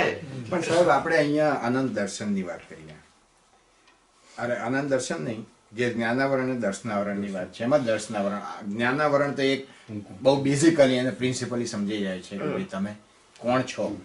હવે જે દર્શનાવરણ છે એ દર્શનાવરણના પ્રત્યેક સંજોગોને આપે કુદરતી રચના કહી દીધી. બરાબર કે કુદરતી રચના કહી દો એટલે તમે એક વખત તો છૂટા પડી ગયા. આવરણો કુરતુર થઈ જતા. બરાબર. એ કુદરતી રચના એટલે આપણી દ્રષ્ટિમાં એટલું આવે કે ભાઈ આપણા હિસાબોથી કંઈક થયેલું છે અને આવે છે, રાઈટ, અને હું એનાથી જુદો છું. પણ જે બીજી જગ્યાએ જે આ કુદરતી રચનાનું બધું એનાલિસિસ થતું હોય છે, ક્રોધ, માન, માયા, લોભ, રાગ, દ્વેષ, વિષય, વિકાર, આ બધા થાઉઝન્ડ્સ ઓફ સબ્જેક્ટ્સમાં પછી એ લોકો એમ કહે છે કે તમે એના વિશે સ્ટડી કરો અને એને એક્ઝેક્ટ એનાલિસિસ કરો કે આ કયા ભાગથી આવ્યું અને કયામાં છે ને એનું બધું. તો એમાં ને એમાં પછી આ કુદરતી રચના તો એક બેઝિકલી સેન્ટેન્સમાં આવી ગયું બધું. તો આ જે એનાલિસિસ બધું કરવાનું કે છે, તો એ એનાલિસિસ નું શું મહત્વ છે? આપણે તો વાત કરીએ પ્રકૃતિની અંદર આપણે એટલા માટે ઊંડા ઉતરવું નથી કારણ કે પ્રકૃતિમાં આપણે શું છે, પ્રકૃતિને આપણે એક જ ફોર્મમાં જોવી છે કુદરતી રચના. પ્રકૃતિને ડિટેલિંગમાં જોવું એટલે કે પ્રકૃતિમાં ઊંડા ઉતરવું થયું. શું થયું? ક્રોધ, માન, માયા, લોભ, રાગ, દ્વેષ, કસાય, કપટ, આ બધામાં જે આપણને ઊંડા ઉતરીએ એટલે આ વસ્તુનું એનાલિસિસ એ મોક્ષાર્થી માટે જરૂર નથી, પણ પ્રકૃતિમાં ડિટેલિંગ કરવું હોય, જાણવું હોય તો આપણે જરૂર છે. અહીંયા જરૂર નથી એની, મોક્ષને નહીં, ના જરૂર નથી. આ બધું કેવું છે કે એક શાસ્ત્ર હોય ને, શાસ્ત્રની અંદર અલગ અલગ પ્રકારની વ્યક્તિઓ આવે ને અલગ અલગ પ્રકારની વ્યક્તિઓના પ્રશ્નો આવે એટલે આ બધું પૂછે એટલે આ બધી વસ્તુઓ જ્ઞાનીએ કહેલી હોય સમય કે ક્રોધ એટલે શું, માન એટલે શું, માયા એટલે શું, લોભ એટલે શું, ક્રોધને કઈ રીતે જોવાનું, આ બધી વાતો કરી હોય. એ સબ્જેક્ટ ટુ પર્સન છે but not compulsory for us. સૈદ્ધાંતિક નથી. હા, સિદ્ધાંતિક તો છે અને લો લેવલની પ્રોસેસ. આ સિદ્ધાંત ના સમજાયો તો પછી આ બધું તમારે કરવું પડે એમ ખ્યાલ આવે. આ ના સમજાવ્યું તો આ કરવું જ પડે ને તમારે પછી. પણ એ બધી વસ્તુઓ પાછળથી પાછું તમારે કુદરતી રચના સમજવું પડશે, કારણ કે છૂટવાનું છે તમારે. અહીંયા કોન્સેપ્ટ એ છે કે સાયન્સની અંદર અને ધર્મમાં મોટા મોટો ફેર શું છે. ધર્મ એવું કહે છે તમારી પ્રકૃતિ સુધારો, સાયન્સ એવું કહે છે કે તમે પ્રકૃતિથી મુક્ત થાવ. આ બંને કોન્સેપ્ટ જુદા પડે છે. ધર્મની અંદર પ્રકૃતિ સુધારવાની આવે એટલે સામાયિક આવે, પ્રતિક્રમણ આવે, ક્રોધમાન લોભમાં ઊંડા ઉતરવાનું આવે, એને જાણવાનું આવે, એને ડિમોલિશ એને વોશ આઉટ કરવાનું આવે. એ પ્રકૃતિના, કારણ કે પ્રકૃતિ સુધારવાનો પ્રશ્ન છે. અહીંયા આપણે પ્રકૃતિથી મુક્ત રહેવું એ સાયન્સ કે છે. મુક્ત રહેવા માટે ડિટેલિંગમાં ક્યાં જરૂર છે? બરાબર. તમારે કોઈની સાથે ડીલ કરવાનું હોય તો તમારે જાણવું પડે કે આની પ્રકૃતિ કેવી છે, કેવો સ્વભાવ છે, પછી હું ડીલ કરું. પણ હું તમને કહું તમારા વ્યક્તિ છૂટી જ રહેવાની છે તો પછી તમારે શું જાણવાની જરૂર કે પ્રકૃતિ કેવી વ્યક્તિ કેવી છે? Both concept are the different. એટલે પેલું ખોટું છે એવું નહીં કહેવાનું, પેલું રિલેટિવ સત્ય છે, આ સનાતન સત્ય છે. પ્રકૃતિમાં ઊંડા ઉતરવું એ રિલેટિવ સત્ય છે. અને ધર્મની અંદર આ બધી વસ્તુઓ કહેવી પડે, કારણ કે ત્યાં પ્રકૃતિ સુધારવાની વાત છે. એટલે જેનું ધ્યેય સત્યને સમજવાનું છે, અવિનાશીને સમજવાનું છે, મોક્ષને માટે છે, ત્યાં આગળ આ પ્રકૃતિ ગૌણ થઈ જાય, સનાતન સત્ય. એટલે સનાતન સત્ય. તો આ પ્રકૃતિ માટે પછી ગૌણ થઈ જાય છે. બરાબર. પણ જ્યારે એમ લાગે કે મારે પ્રકૃતિને શુદ્ધ કરીને પછી જવું છે તો પછી એના માટે આ બધી વસ્તુ જરૂરી છે, રિફાઇન કરવાની. બરાબર. એટલે બંને માટે રીતે જોઈએ તો તમે આ ઉદયને જે એનાલાઇઝ કરો છો એમાં એનાલિસિસ એટલે ઉદયને પછી કુદરતી રચનામાં જ આવી ગયું. એ કુદરતી રચનામાં જ આવી ગયું. આપણે તો પુરુષાર્થમાં એ રીતે કુદરતી રીતે આપણે આજે એનાલિસિસ કરીએ છીએ કે આમાં કેમ ઊભું થયું, આ થયું. ઉદય પણ ઉદયમાં આવ્યું અને તમે હવે એને એનાલિસ કરો છો. એનાલિસ એટલે ઉદયને એક જ ફોર્મમાં મૂકી દીધું, કુદરતી રચના. પછી ઉદયનું એનાલિસિસ નહીં. આપણે એમ જ કરી રાખ્યું. હા, કારણ કે આ હું એવું કહેવા માંગુ છું કે તમે જેટલું એનાલિસિસ કરશો ને એટલા પ્રકૃતિમાં જ એક્સપર્ટ થશો, પ્રકૃતિથી બહાર નહીં નીકળી શકો. બરાબર. અને આ પ્રકૃતિના સંદર્ભમાં એટલું મોટું રિસ્ક છે કે ક્યારે કોઈની પ્રકૃતિ 100% શુદ્ધ થઈ શકે નહીં, તીર્થંકરોની પણ નહીં.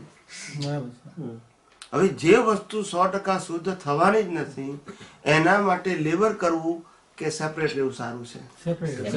તીર્થંકરોની પ્રકૃતિ પણ ભૂલવાની જ હોય તો તેને ભોગવટો છે. રાઈટ કે રોંગ? તો પ્રકૃતિ કોઈની સુધરી પછી મોક્ષે જવાય એવું છે કોઈ જગ્યાએ? હા, પણ અજ્ઞાન ગયું માટે મોક્ષે ગયા ને, કે પ્રકૃતિ શુદ્ધ થઈ એટલે મોક્ષે ગયા. આપણો કોન્સેપ્ટ શું છે? અજ્ઞાન કાઢવું તો છે. અને સુધારવાથી કોને સુધરે? પણ રામે મારામારી કરી તો પ્રકૃતિ સુધરી કહેવાય? રામને વનવાસ જવું પડ્યું, અર્જુનને યુદ્ધ કરવું પડ્યું, મહાવીરને કાનમાં ખુલ્લા ઠોકાયા, તો આ પ્રકૃતિ શુદ્ધ હતી એટલે ઠોકાયા? ભૂલવાળી હતી. પણ એ ઉદય કર્મ હતો એમનો. પણ એ પોતે કેવા હતા? છૂટા હતા. તો માટે મોક્ષે ગયા. એટલે કોન્સેપ્ટ શું છે? સુધારવી તે છે એ ધર્મ છે, અને છૂટા રહેવું તે વિજ્ઞાન છે. હવે અહીંયા બંનેની ડેફિનેશન જુદી છે. આપણે કોઈને ખોટી નથી કહેતા. તમને સિદ્ધાંત સમજાવ્યો ને? પ્રકૃતિને સુધારવી તે ક્રમિક માર્ગ છે અથવા ધર્મનો માર્ગ છે, અને પ્રકૃતિ છૂટા રહેવું તે વિજ્ઞાન છે. બરાબર. એટલે બંનેના કોન્સેપ્ટ જુદા છે. પેલું સુધારવાનું ખોટું છે એવું નથી કહેવા માંગતા આપણે. માસ ઓફ પીપલ માટે એ જ માર્ગ હોય, સુધારવાનો જ માર્ગ હોય. હવે બધાને વિજ્ઞાન કેવી રીતે આપી શકાય કેવી રીતે સમજી શકે? આ તો હું તમને નાના વર્તુળમાં છું એટલે આટલું વિજ્ઞાન સમજાવી શકું છું, પણ એ 5,000 માણસ આવે શું થાય? બી પ્રેક્ટિકલ તમારાથી પોસિબલ જ ના થાય ને પછી. એવી રીતે છે. એમાં પાછું શું થાય સ્વામીજી કે પ્રકૃતિથી થતા જે પણ દોષો કે એનો ભોગવટો આવે, પછી પ્રકૃતિને સુધારવાનો જે કોશિશ કરે ને ના સુધરે એનો પાછો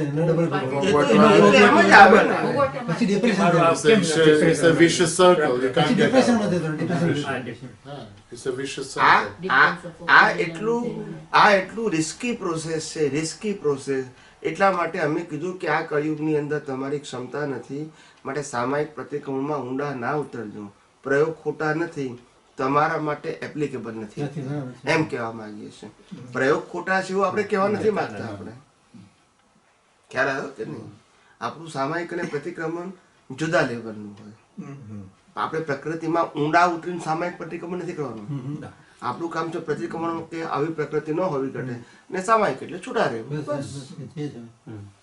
આપણે બીજું કશું કરવા ઊંડા ઉતરવાનું નથી પ્રકૃતિમાં. એ રીતનું સામાયિક પ્રતિક્રમણ નથી.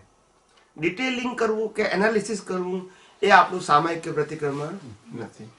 આપણું સામાયિક એટલે છૂટા રહેવું અને પ્રતિક્રમણ એટલે આવી પ્રકૃતિ ન હોવી ઘટે. બસ એક સિમ્પલ.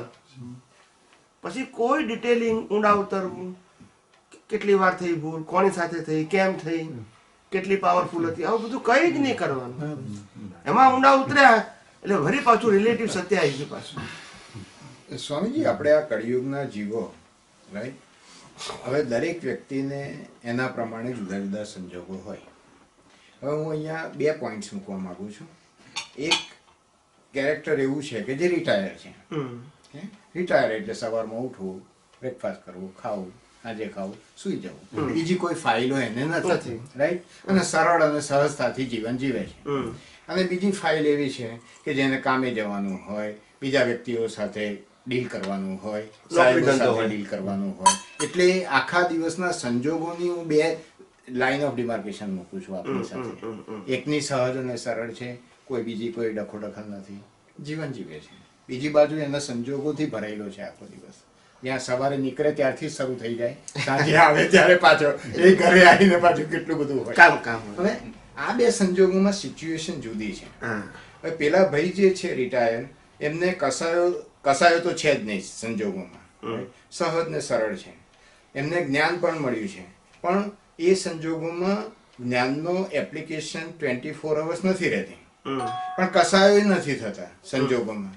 તો એનું પરિણામ શું આવે પેલા એ કોને, પછી આપણે બીજી વાત કરીએ. એના ભલે એ એને અમુક શું કહેવાય અડધા કલાક કે કલાક એક શરૂઆતમાં થોડું ખ્યાલ આવી જાય કે હું શુદ્ધાત્મા છું, આ બધું કુદરતી રચના છે, રાઈટ? પછી પાછો કાર્યરત થઈ જાય તો ભૂલી જાય, ફરી પાછું થોડા ટાઈમ પછી યાદ આવે. સારું કહેવાય. તો એ સંજોગોમાં કર્મ કેવા બંધાય? અને આ વ્યક્તિ જે સવારે નીકળે તે સાંજે આવતા સુધીમાં પણ એ અનેક સંજોગોમાંથી પ્રસાર થાય છે. કસાયો પણ થાય છે, રાગ થાય છે, દ્વેષ થાય છે, રાઈટ? એની પાસે કેટલો અભાવ થઈ જાય, તિરસ્કાર થઈ જાય. તો એ સંજોગોમાં એના બીજ, કારણ કે એ સંજોગો એટલા ચીકણા હોય છે કે એને એ જાગૃતિ રહેતી નથી. હું જાય નીકળે તાર કદાચ સવારમાં ઉઠે તાર થોડું યાદ હોય, કામે જાય એટલે બધું બાષ્પીભવન થઈ જાય. તો ઘરે આવે ને શાંતિથી બેઠો હોય ને અડધા કલાક પછી યાદ આવે હું સુધા પાછું. તો એ જે આખા દિવસના સંજોગો છે એ કસાયોથી ભરેલા છે. તો એમાં કર્મ બીજ કેવા પડે અને પેલા રિટાયર વાળાના કર્મ બીજ કેવા પડે એ બાબતમાં જરાક વધારે એનાલિસિસ. કર્મ બીજ તો રિટાયર હોય કે બીજી માણસ હોય એના આધારે કર્મ બીજ ના પડે, પણ કર્મ બીજ એના જ્ઞાનના ઉપયોગ પ્રમાણે પડે. તમારા કર્મના બીજ બહુ જ ભારે હોય પણ તમારો જ્ઞાનનો ઉપયોગ હાઈ લેવલનો હોય તો કોઈ એકે બીજ ના પડે. પણ એટલે મારે વિજ્ઞાન તો સમજાવવું પડે ને. કળિયુગ સતયુગ પછી સેકન્ડરી મેટર છે, પણ સાયન્સ તો સાયન્સ જ છે ને. સતયુગમાં ને કળિયુગમાં સાયન્સ તો જુદું હોય નહીં ને, સિદ્ધાંત એક છે. પછી આપણે એનાલાઇઝ કરવું પડે કે આપણી કેપેસિટી કેટલી છે. It's your individual matter. પણ સાયન્સ તો મારે સાયન્સ કેવું પડે કે ના કેવું પડે? સાયન્સ એવું કહેવા માંગે છે કે બહારના સંજોગોને આધારે તમારો પુરુષાર્થ નથી. પણ તમારી અનુભવ દશા શું છે એના આધારે તમારો પુરુષાર્થ છે. હવે તમારા અનુભવ દશા એકદમ હાઈ છે અને સંજોગો પણ હાઈ છે તો પણ તમે છૂટાડી શકશો. અને તમારો પુરુષાર્થ બિલકુલ લો લેવલનો છે અને સંજોગો તમારા સામાન્ય છે તોય તમે ભારે કર્મ બાંધી શકો. કારણ કે ઉપયોગ નથી ને તમારી પાસે, જ્ઞાન જ તમારી પાસે પાવરફુલ નથી તો ઉપયોગ નથી. ભારે કર્મ શબ્દનો ભારે કર્મ એ પરિણામ સ્વરૂપે છે ને, પુરુષાર્થ જુદી વસ્તુ છે ને. તમે ભારે કર્મને પુરુષાર્થ સાથે શું કામ જોડો છો? તમે આપ કહો છો ભારે કર્મ બંધાય જે માણસ ઉપયોગ ના કરે હા, તો એ ભારે કર્મ કયા બેઝ ઉપર આપે? એ ભારે કર્મ એટલા બેઝ ઉપર બાંધે કે માનો કે કશું કરતો નથી, પેલા કીધું પાણી આપ, પેલો કંઈક નહીં આપો પાણીમાં, વોટ એની રીઝન, બરાબર છે. તો એ ભયંકર કર્મ જોઈ લઈશ, આમ કરીશ, બધું કરી શકે ને. સંજોગ તો સામાન્ય છે પણ મારે કેવા ભાવ કરવા એ તો મારા અજ્ઞાન ઉપર આધાર છે ને. અરે કશું ના કરું તોય મને ખરાબ ભાવ થાય. બેઠા બેઠા ઘરે બેઠા કે આ માણસ આવું છે, આવું કરતો હશે, અને એના માટે ખરાબ ભાવ હું કરી શકું, સારો કરી શકું. એટલે સારો એટલે રિલેટિવ સત્યમાં સારો, અને રિલેટિવ સત્યમાં ખરાબ બી કરી શકું. It depend on me. હું એ સંજોગોને કઈ રીતે મૂલવું છું, એનાલિસિસ કરું છું અંદરથી મારા વિઝન પ્રમાણે, એના આધારે મારા કર્મ બંધાય. પણ બહારના સંજોગો ભારે એટલે કર્મ ભારે બંધાય, હળવા એટલે કર્મ હળવા બંધાય એવું લોજિક નથી. આપ આંતરિક પરિણીતિની વાત કરો છો. હા, એટલે તમારી દશાને આધારે તમારો પુરુષાર્થ છે, તમારા ઉદયને આધારે પુરુષાર્થ નથી, એમ કહું છું. સાયન્સ એવું કહે છે કે મેં એકવાર જાહેર સત્સંગમાં જવાબ આપ્યો હતો. એક ભાઈના 6-7 પ્રશ્નો હતા સોશિયલ, એક તો કનુદાદા બી હતા, અને એમને કાગળ આપ્યો હતો એ ભાઈએ કે મારા પ્રશ્નના જવાબ આપો. સામાજિક પ્રશ્નો હતા. એમને વાંચ્યા, પછી કાગળ મને આપ્યો, પછી કીધું કે હવે કમલેશ આનંદજી જવાબ આપશે. એટલે મેં 6 પ્રશ્નોનો જવાબ એક જ વાક્યમાં આપ્યો કે તમારી આખી જે તમારા પ્રશ્નોનું જે વિઝન છે એ વિઝન એવું કહે છે કે વ્યક્તિને આધારે ભોગવટો છે, એની જગ્યાએ દ્રષ્ટિ બદલવાની જરૂર છે. વ્યક્તિને આધારે મારો હિસાબ છે એવું માનો તમે. સુખ દુઃખનો ભોગવટો વ્યક્તિના આધારે થાય છે, પણ એની જગ્યાએ દ્રષ્ટિ બદલો, હિસાબને આધારે વ્યક્તિ છે, તો આનું સોલ્યુશન આવશે. મારો હિસાબ વાંકો છે તો મને ચોર ભેગો થયો, મારો હિસાબ વાંકો છે તો મને તો મને દુઃખ આપનારો ભેગો થયો, મારો હિસાબ વાંકો છે તો મને અવળો માણસ મળી ગયો. તો હિસાબને હું જોઈશ તો પેલાનો જવાબદાર નહીં ગણે, પણ વ્યક્તિને જોઈશ તો મને નવો હિસાબ બંધાશે. એટલે હિસાબને આધારે વ્યક્તિ છે, વ્યક્તિને આધારે હિસાબ નથી. ચોર છે એટલે ખિસ્સું કપાયું એ રિલેટિવ સત્ય છે. અને સાયન્સ શું કે છે, તારો ખિસ્સું કાપવાનો હિસાબ હતો એટલે ચોર ભેગો થયો. આ બંને વસ્તુમાં આસમાન જમીનનો ફેર છે. આ બંને દ્રષ્ટિ જ જુદી છે એમ. એટલે હિસાબને આધારે વ્યક્તિ છે તો એ કુદરતી રચનામાં જાય, કારણ કે હિસાબને આધારે વ્યક્તિ ભેગી થઈ, કોને ભેગી કરી? કુદરતી.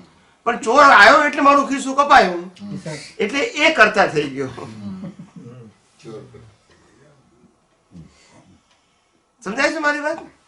એટલે આખા કોન્સેપ્ટ બદલાઈ જાય. એટલે વન્સ અગેન આપણું વિઝન જેટલું પાવરફુલ હશે, પછી સંજોગો સારા અને ખરાબ હશે તો આપણને વાંધો નહીં આવે. પણ આપણું વિઝન, એટલે હું વારંવાર કહું છું કે સામાયિક પ્રતિક્રમણમાં સમય ના બગાડતા ડેવલપમેન્ટ અપગ્રેડ કરવામાં તમારો પુરુષાર્થનો સમય આપો. જેના આધારે હાઈ લેવલનું ડેવલપમેન્ટ થશે તો આ બધા સંજોગોને પાસ કરવા તમારે કેવા થઈ જશે? ઇઝી પડી જશે. પણ જો તમે સંજોગોનો ઉકેલાવા જશો અત્યારે પ્રતિક્રમણ કરીને તો ભારે થઈ જશે. એ તમારી મેથડ રોંગ છે આ કાળમાં. You are not capable. અને તમે આવા હળું કર્મી લાયા નથી. આ સતયુગ નથી. બધાને ચીકડા અને ભારે કર્મો છે. હવે તમે શું કરશો? અને વારંવાર પાછા આવે છે, અનેક વખત આવે છે. હવે તમે શું કરો? હવે જો એક એક ને આવી તો ધોવા જશો ને તો તમને જાતે જ હેડેક થઈ જશે, પછી ડિપ્રેશન આવી જશે. એટલે તમે રોંગ ટ્રેક ઉપર જા રહેશો. તમારે પ્રતિક્રમણ કેટલી વખત કરવાના? દરેકની પોતાની કેપેસિટી છે ને, પછી ડિપ્રેશન આવી જાય સાહેબ. સ્વામીજી, આજે મેં આપણે ડિસ્કસ કરી રહ્યા છીએ એમાં હું એક એડિશનલ સ્ટેટમેન્ટ કહેવાનું રહી ગયું, હું ક્લિયર કરી દઉં. એ બંને પક્ષમાં બંને વ્યક્તિ મહાત્મા છે. એટલે એમના આંતરિક જે કશાયો જે નોર્મલ વ્યક્તિ કરે એ નથી, રાઈટ? એટલે બંને આ જ્ઞાન લીધું છે, સમજે છે, પણ ઉપયોગ થોડા વધતા અંશે છે. અને પેલાનો સંજોગો સરળ છે, આ બાજુ સંજોગો કસાયવાળા છે. પણ સંજોગો તો કુદરતને આધીન છે, એટલે એમાં કોઈ ડફોડફલ ચાલવાની નથી. પણ એ હિસાબની અંદર, એ સંજોગોની અંદર જે આંતરિક પરિણીતિ છે એના ઉપર આધાર છે.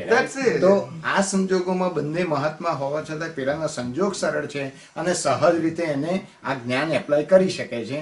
અહીંયા સંજોગો થોડા કટોકટી. સંજોગ કેમ લાવ્યો? હે સંજોગ એવા સરળ કેમ લાવ્યો? એ તો રિટાયર નો હિસાબ એવો હોય. હિસાબ કરો કે ને, રિટાયર શબ્દ ના બોલો. સરળ હિસાબ લાવ્યો તો સરળ સંજોગ આવ્યો, વાંકા હિસાબ લાવ્યો તો વાંકા. વળી પાછો જવાબદાર તો પોતે જ છે ને. હું આજે વાંકા સંજોગ લાવ્યો તો કોણ જવાબદાર? સામે વાળો થોડું છે. રિટાયરનો હિસાબ લઈ આવ્યો. કોઈ કે આમનો હિસાબ, કોઈ કે આપણે ઇન્દ્રુબેન નો કેવો સરસ હિસાબ, આજે ભગવાન સાથે રહેવા મળ્યું તો પણ કે સરળ હિસાબ બીજ નાખ્યું તો આવ્યો ને. હિસાબ તો બીજને આધારે જ આવે ને. હવે પછી એમનો ઉપયોગ કેવો રહે છે એમની વ્યક્તિગત વસ્તુ છે, પણ હિસાબ તો સારો કહેવાય ને. પછી ઉપયોગ એમની આંતરિક વસ્તુ છે, એમાં આપણે કશું ના કહી શકીએ, એ એમની ઇન્ડિવિડ્યુઅલ મેટર છે. પણ સંજોગ તો સારો મળ્યો ને. પણ એ મળ્યો કેમ? તો કે લઈને આવ્યા, એમાં તો આપણે કશું ના કહી શકીએ. હવે મને એવો સંજોગ ના મળ્યો હોય તો એ મારો હિસાબ છે. હિસાબમાં તો આજે કોઈ કશું ના કહી શકે. પણ મારી આંતરિક પરિણતિ, હું દાદાથી મને દૂર રહેવાનો સંજોગ આવ્યો, એટલું નજીક રહેવાનો સંજોગ ના આવ્યો, પણ હું મારા જ્ઞાનને વૃદ્ધિ કરી શકું, એ તો ગમે ત્યાં કરી શકું છું. પણ તમને દાદાએ તો કીધું તું ને તમે મારા સાથે ચાલો અમેરિકા. હા, એ તો અમેરિકા તો કીધેલું. તમારે ઉદય એ ઉદય નતો અમારો, અને અમારો એટલે ઉદય નતો ને એની પાછળ અમારા કારણોમાં ભાવ નતો. અમારી કોઈ તૈયારી જ નથી કે એમની સાથે મારે જવું છે, એવું વિચાર નતો આવતો મને. તમને આશ્ચર્ય થશે, દાદા કહે તો મને વિચાર જ નતો આવતો. મારા સંજોગો જ એવા હતા કે મને આમ મુંબઈ જવાનું હોય તો મને ભાર લાગતું હતું અમદાવાદથી. ખ્યાલ, એ પ્રકૃતિ એવી એટલે કે આપણે અમેરિકા જઈને આપણે શું કરવાનું એમ. એટલે એવી, કારણ કે પેલું સાધુ થવાના વિચારો હતા ને, એટલે મોહ મારી જગ્યાએ જવાનો વિચાર જ ના આવે કે ભાઈ આપણે ત્યાં જઈને કરવાનું શું આપણે એમ.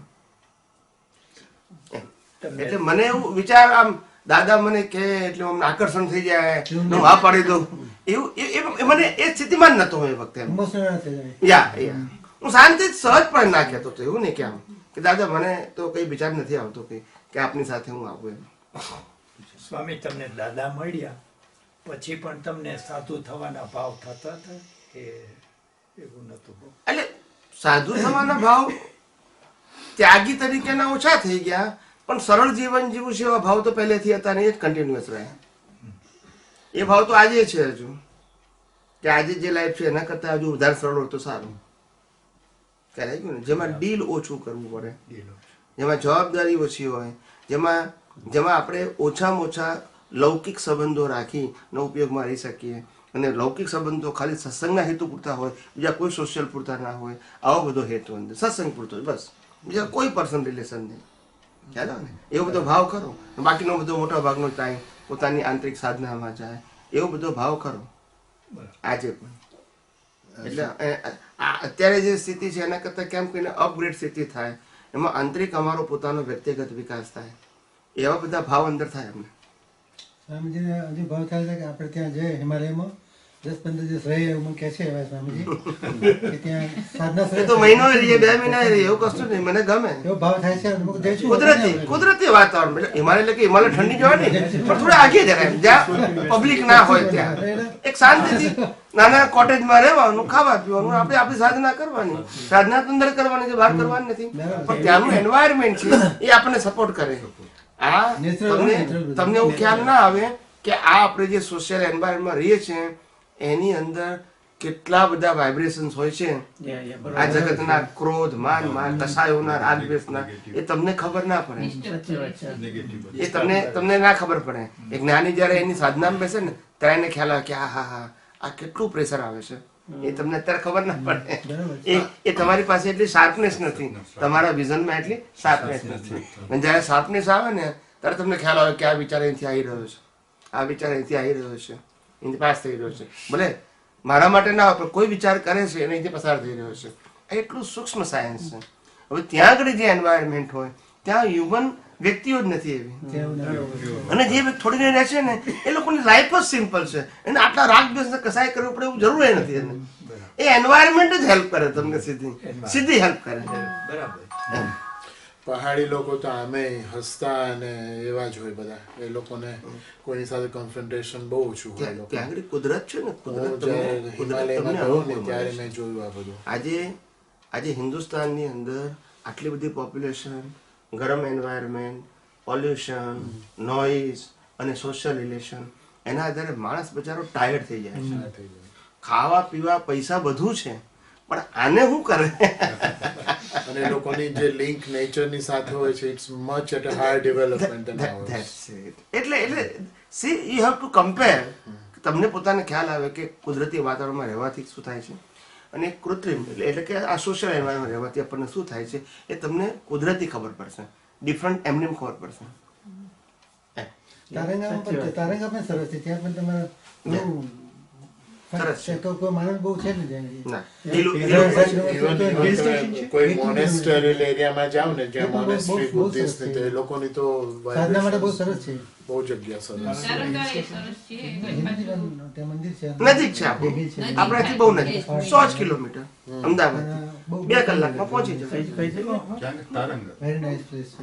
તારંગા હિલ તારંગા ગુજરાતમાં આપણા અમદાવાદથી 100 કિલોમીટર, મહેસાણાથી મહેસાણાથી આગળ. 5 તીર્થમાં એક તીર્થ આવે છે જે મેઇન જૈનના 5 તીર્થમાંથી એક તીર્થ. અજીતનાથ. મોટું તીર્થ. અજીતનાથ. મંદિર છે. બહુ એના પૂજા અને ભક્તિ માટે લોકો બહુ આવે. પણ એની જે હિલ્સ ને છે એ બધું વાતાવરણ બહુ. હેમચંદ્રાચાર્યજી ઓ હા ત્યાં ફોટો પણ છે એમનો. નો છે.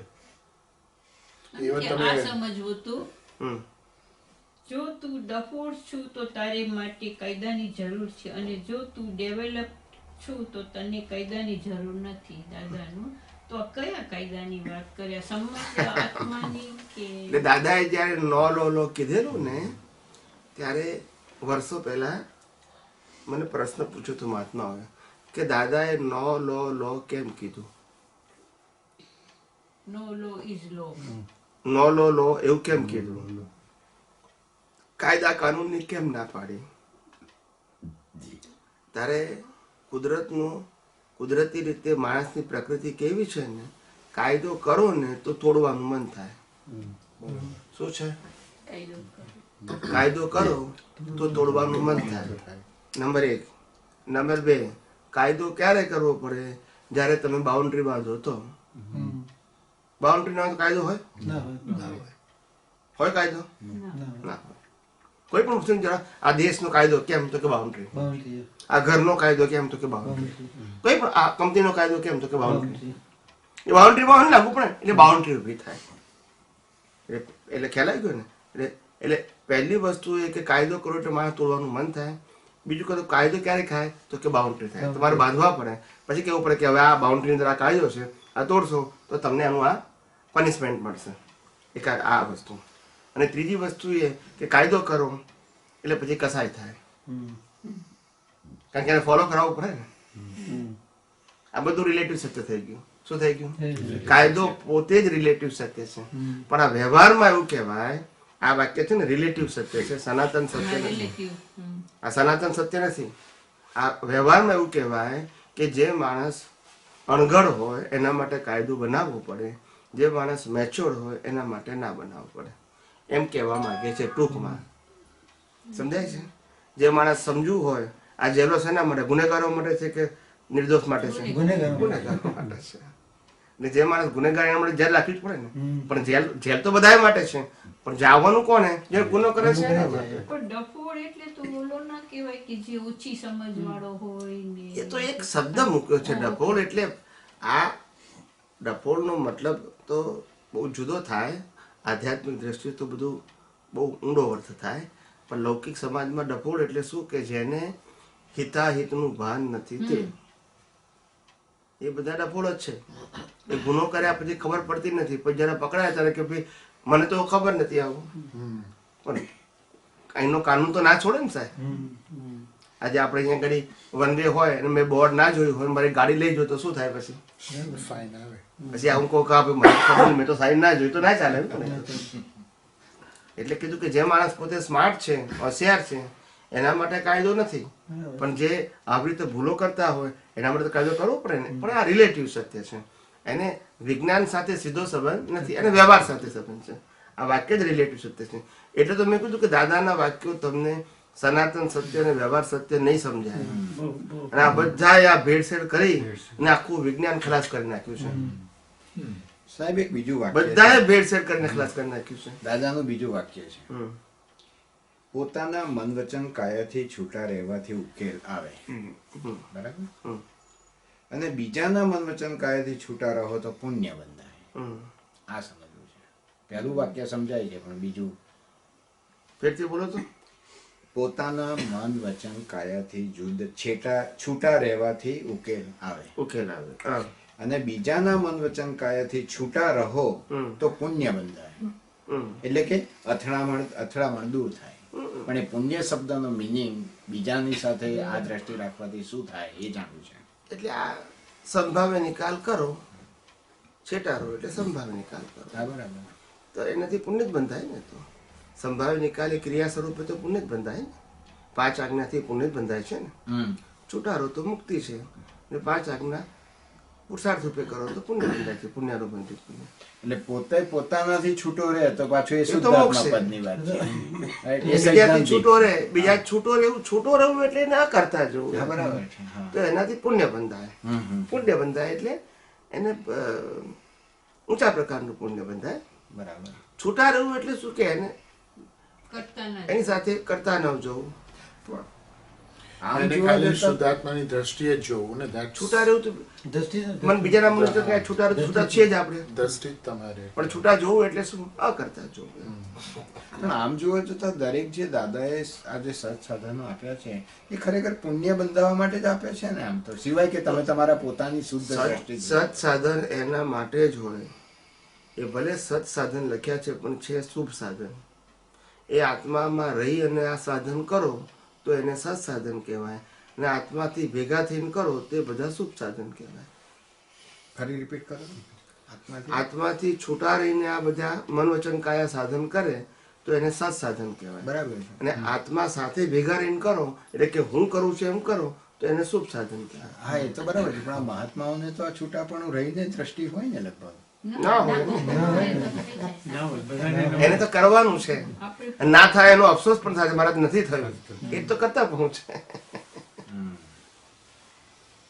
આ બધી વસ્તુ સામાન્ય ભાષામાં ના સમજાય લોકોને. આમાં વૈજ્ઞાનિક દ્રષ્ટિઓ તો ખબર પડે. આજે અમે આટલું સ્પષ્ટ બોલી શકીએ છીએ. આ અમારું વિઝન છે એટલે બોલી શકીએ, બીજું કોઈ ના બોલી શકે. આવું બીજા ત્યાં એમ જ કે આ બધા ઉપયોગમાં રહે છે એમ જ કે.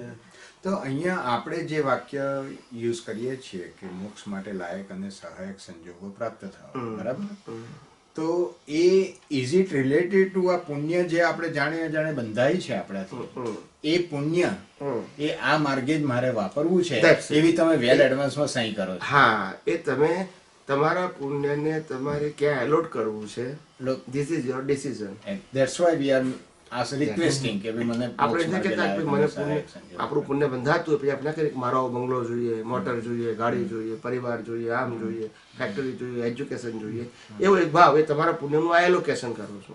એવું આપણે એલોકેશન કરીએ છીએ મોક્ષ માર્ગ માટે લાયક અને સહાયક. અહીંયા એક બીજો શબ્દ પણ દાદાએ વાપરેલો છે, મોક્ષનું નિયાણું. નિયાણું શબ્દ એનો પણ એવો જ મિનિંગ થાય ને કે કોઈ પણ પુણ્ય મારા ક્રેડિટમાં હોય તો એ મોક્ષ માટે. નિયાણું શબ્દ એને સંક્ષિપ્તમાં વાપરી દીધો. પણ નિયાણું શબ્દ તો બધા સમજે નહીં ને, બધા સમજે નહીં. દાદાએ લખ્યો તો બરાબર છે, શબ્દ સાચો જૈનિઝમનો શબ્દ છે, પણ સામાન્ય લોકો બિચારા ના સમજે ને નિયામું એટલે શું. દાદા 95% તો પૂર્ણ આત્મા માટે લાવ્યા દાદા, 5% જ વ્યવહાર માટે દાદા. સ્વામી, તમે જે પ્રાર્થના કરાવો છો, આપણે બોલીએ છીએ સ્ટાર્ટિંગમાં, ત્યારે તમે પદ્માવતીમાં અને ચક્રેશ્વરીમાં પાસે આપણે મોક્ષ માર્ગ માટે લાયક અને સહાયક સંજોગો માગીએ છીએ, અને ભદ્રકાળીમાં અને અંબામાં પાસે પ્રાપ્ત મન વચન કાયા આપણે છૂટાવી શકીએ એ તો એનું કાંઈ છે સાયન્સ કે આપણે ક્યાં આ સાયન્સ નહીં, આમાં તો વ્યવહાર સત્ય છે. વ્યવહાર આમાં વ્યવહાર સત્ય છે, સાયન્સ નથી. આમાં વ્યવહાર સત્ય શું છે એની અંદર કે પેલા વિતરાગ શાસન દેવ જોતા હોય છે, પેલા નિષ્પક્ષપાતી છે. નિષ્પક્ષપાતી એ પ્રકૃતિના કહેવાય, પેલા વિતરાગ શાસન દેવતા હોય મોક્ષ માર્ગ માટે કહેવાય. બરાબર.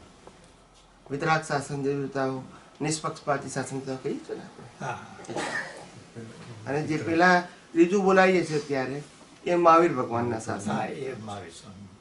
એટલે આપણે એને કેવળ વિતરાગ ચારિત્ર ધારણ કરીએ. એટલે પહેલું વિતરાગ ચારિત્ર ધારણ કરવાનું એ આપણું ફર્સ્ટ ગોલ છે. પછી સેકન્ડ ગોલ છે કે જગત કલ્યાણ કરવું, ઉત્કૃષ્ટ પ્રકારનું નીતિનું. પછી પહેલું કલ્યાણ સ્વરૂપ થવું તે આપણું ફર્સ્ટ ગોલ છે. કલ્યાણ કરવું તે ફર્સ્ટ ગોલ નથી, કલ્યાણ સ્વરૂપ થવું તે. એ કેવળ વિતરાગ ચારિત્ર ધારણ કરી પછી જગત કલ્યાણ કરવાનું ઉત્કૃષ્ટ નિમિત્ત બોલીએ છીએ. ખ્યાલ આવે? ને આપણે સત્સંગમાં ઘણી કોઈ કીધું છે કે આપણે કલ્યાણ સ્વરૂપ થવાનું છે.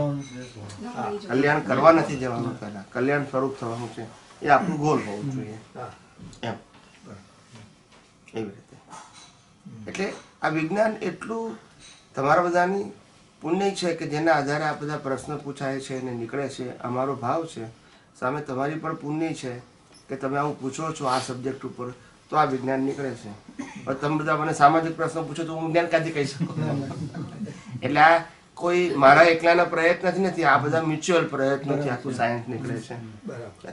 આગળ બી આપણે કેટલા અવતારોથી ભેગા હોઈશું જ, એ ક્યાં બીજા રીતે સાધુ સંત સંન્યાસી તરીકે કે શ્રાવક શ્રાવિકા તરીકે એવા ભેગા હોઈશું જ આપણે. એટલે આ એક આખું ટોળું છે કે જેને સાયન્સમાં રસ છે. સમજાય છે? બધાને એમાં રસ હોવું જરૂરી નથી, ના હોય એને એવું. એટલે આ કેટલા અવતારોથી ઘડાતું ઘડાતું ઘડાતું ઘડાતું ઘડાતું આવે. પછી જે લોકોને સાયન્સમાં રસ ના હોય એ પાછા નીકળી જાય પાછા. એ સાયન્સમાં રસ હોય પાછા ગમે જાય પાછા જોડાય પાછા. આવું જ બને. એમાં કઈ અતિશયોક્તિ નહીં વાપરવાનું કે આવું કેમ, આવું જ.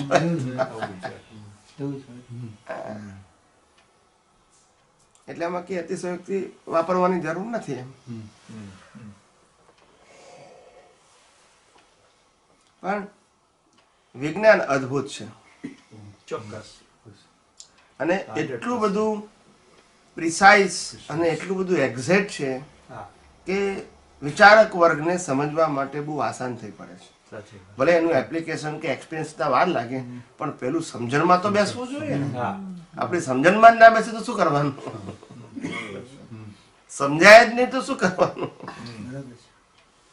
એટલે આ બહુ મોટી વસ્તુ છે કે આપણને આ વિજ્ઞાન સમજવાનો એક મોકો મળ્યો છે આપણને.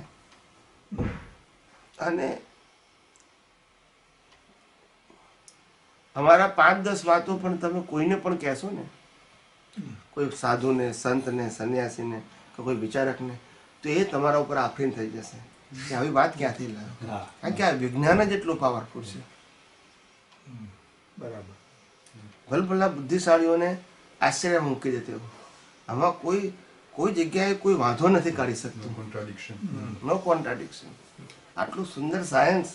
એટલે તો કહું છું કે આ સાયન્સ કેટલા વર્ષો પછી આ પ્રોજેક્ટ થાય છે. એવું એમને નથી કહેતો, સરળ ભાષામાં થાય જ નહીં ને. એટલે તો આધ્યાત્મ માર્ગને ગૂઢ વિજ્ઞાન કીધું. શું કીધું? દાદા ભગવાને ગૂઢ શબ્દ વાપર્યો છે. ગૂઢ એટલે ડીપ વિજ્ઞાન. ગૂઢ એટલે આમ સામાન્ય રહસ્યમય, સામાન્ય વ્યક્તિઓને સમજી ના શકાય તેવું એમ.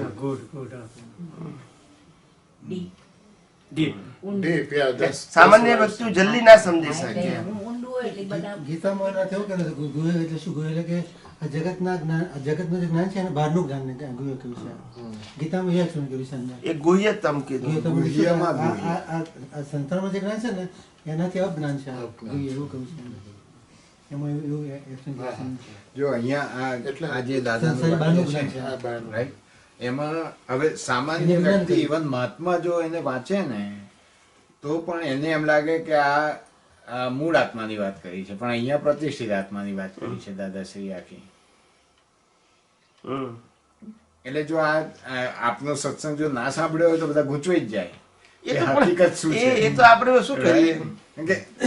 જો એ વાંચો એમાં બધા એમ જ સમજે કે દાદા મૂળ આત્માની વાત કરે. હા, સાચી વાત છે. આપ તો લગભગ જગ્યાએ એવું આવે છે. મને લખ્યું છે જે પરભાર્યું છે તે આપણામાં દેખાય છે. જેમ અરીસામાં બહારની વસ્તુ પ્રકાશિત થાય છે એટલે મય દેખાય છે, પણ છે બહારનું. આત્માનો સ્વ પર પ્રકાશિત સ્વભાવ એટલે એને બહારનું અંદર દેખાય. તે આપણી મય આ પેસી ગયું.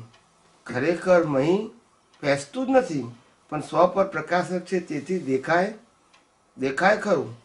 અમને પણ દેખાય, પણ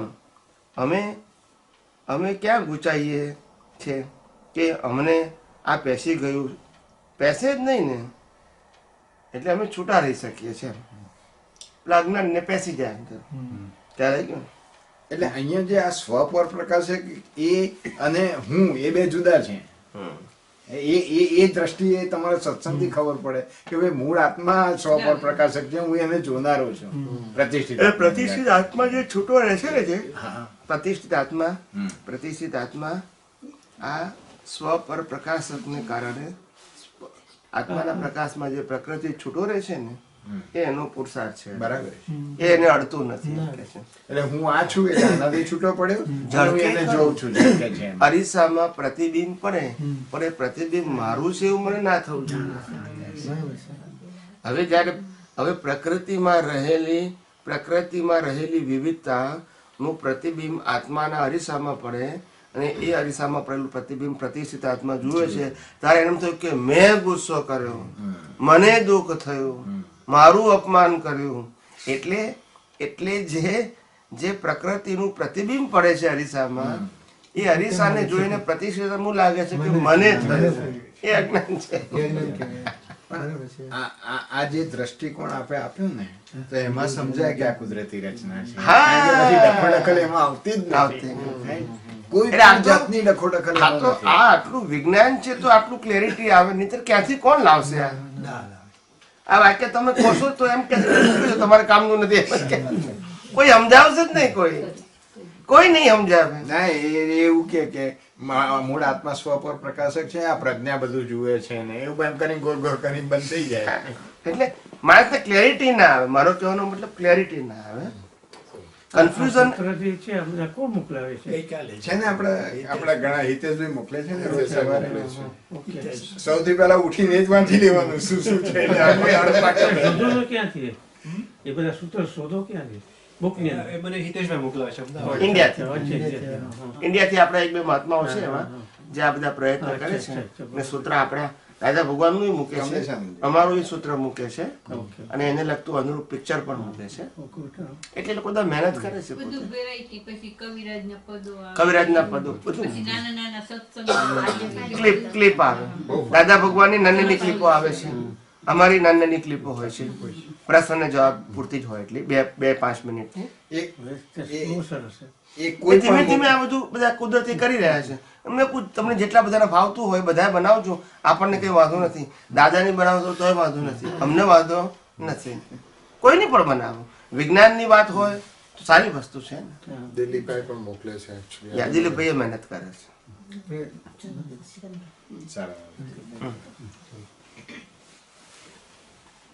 હે અંતર્યામી પરમાત્મા, આપ દરેક જીવ માત્રમાં બિરાજમાન છો, તેમજ મારામાં પણ બિરાજેલા છો. આપનું સ્વરૂપ તે જ મારું સ્વરૂપ છે. મારું સ્વરૂપ શુદ્ધાત્મા છે. હે શુદ્ધાત્મા ભગવાન, હું આપને અભેદ ભાવે અત્યંત ભક્તિપૂર્વક નમસ્કાર કરું છું. અજ્ઞાનતાએ કરીને અજ્ઞાનતાએ કરીને અજાગૃતિએ કરીને અજાગૃતિએ કરીને મારાથી જે કંઈ પણ દોષો થયા છે મારાથી જે કંઈ દોષો થયા છે અને થાય છે અને થાય છે તે સર્વ દોષોને તે સર્વ દોષોને આપની સમક્ષ આપની સમક્ષ જાહેર કરું છું જાહેર કરું છું. તેનો હૃદયપૂર્વક તેનો હૃદયપૂર્વક ખૂબ પસ્તાવો કરું છું ખૂબ પસ્તાવો કરું છું અને આપની પાસે અને આપની પાસે ક્ષમા પ્રાર્થું છું. ક્ષમા પ્રાર્થું છું. હે પ્રભુ, હે પ્રભુ, મને ક્ષમા કરો, ક્ષમા કરો, ક્ષમા કરો. મને ક્ષમા કરો, ક્ષમા કરો, ક્ષમા કરો. અને ફરીથી આવા દોષો અને ફરીથી આવા દોષો ક્યારે પણ ન કરું, ક્યારે પણ ન કરું એવી આપ મને શક્તિ આપો. એવી આપ મને શક્તિ આપો. હે શુદ્ધાત્મા ભગવાન, હે શુદ્ધાત્મા ભગવાન, આપ એવી કૃપા કરો કે આપ એવી કૃપા કરો કે અમને ભેદભાવ છૂટી જાય અમને ભેદભાવ છૂટી જાય અને અભેદ સ્વરૂપ પ્રાપ્ત થાય. અને અભેદ સ્વરૂપ પ્રાપ્ત થાય. અમે તમારામાં અમે તમારામાં અભેદ સ્વરૂપે અભેદ સ્વરૂપે તન્મયાકાર રહીએ. તન્મયાકાર રહીએ. જય સચ્ચિદાનંદ, જય સચ્ચિદાનંદ, જય સચ્ચિદાનંદ, જય સચ્ચિદાનંદ, જય સચ્ચિદાનંદ, જય સચ્ચિદાનંદ. જય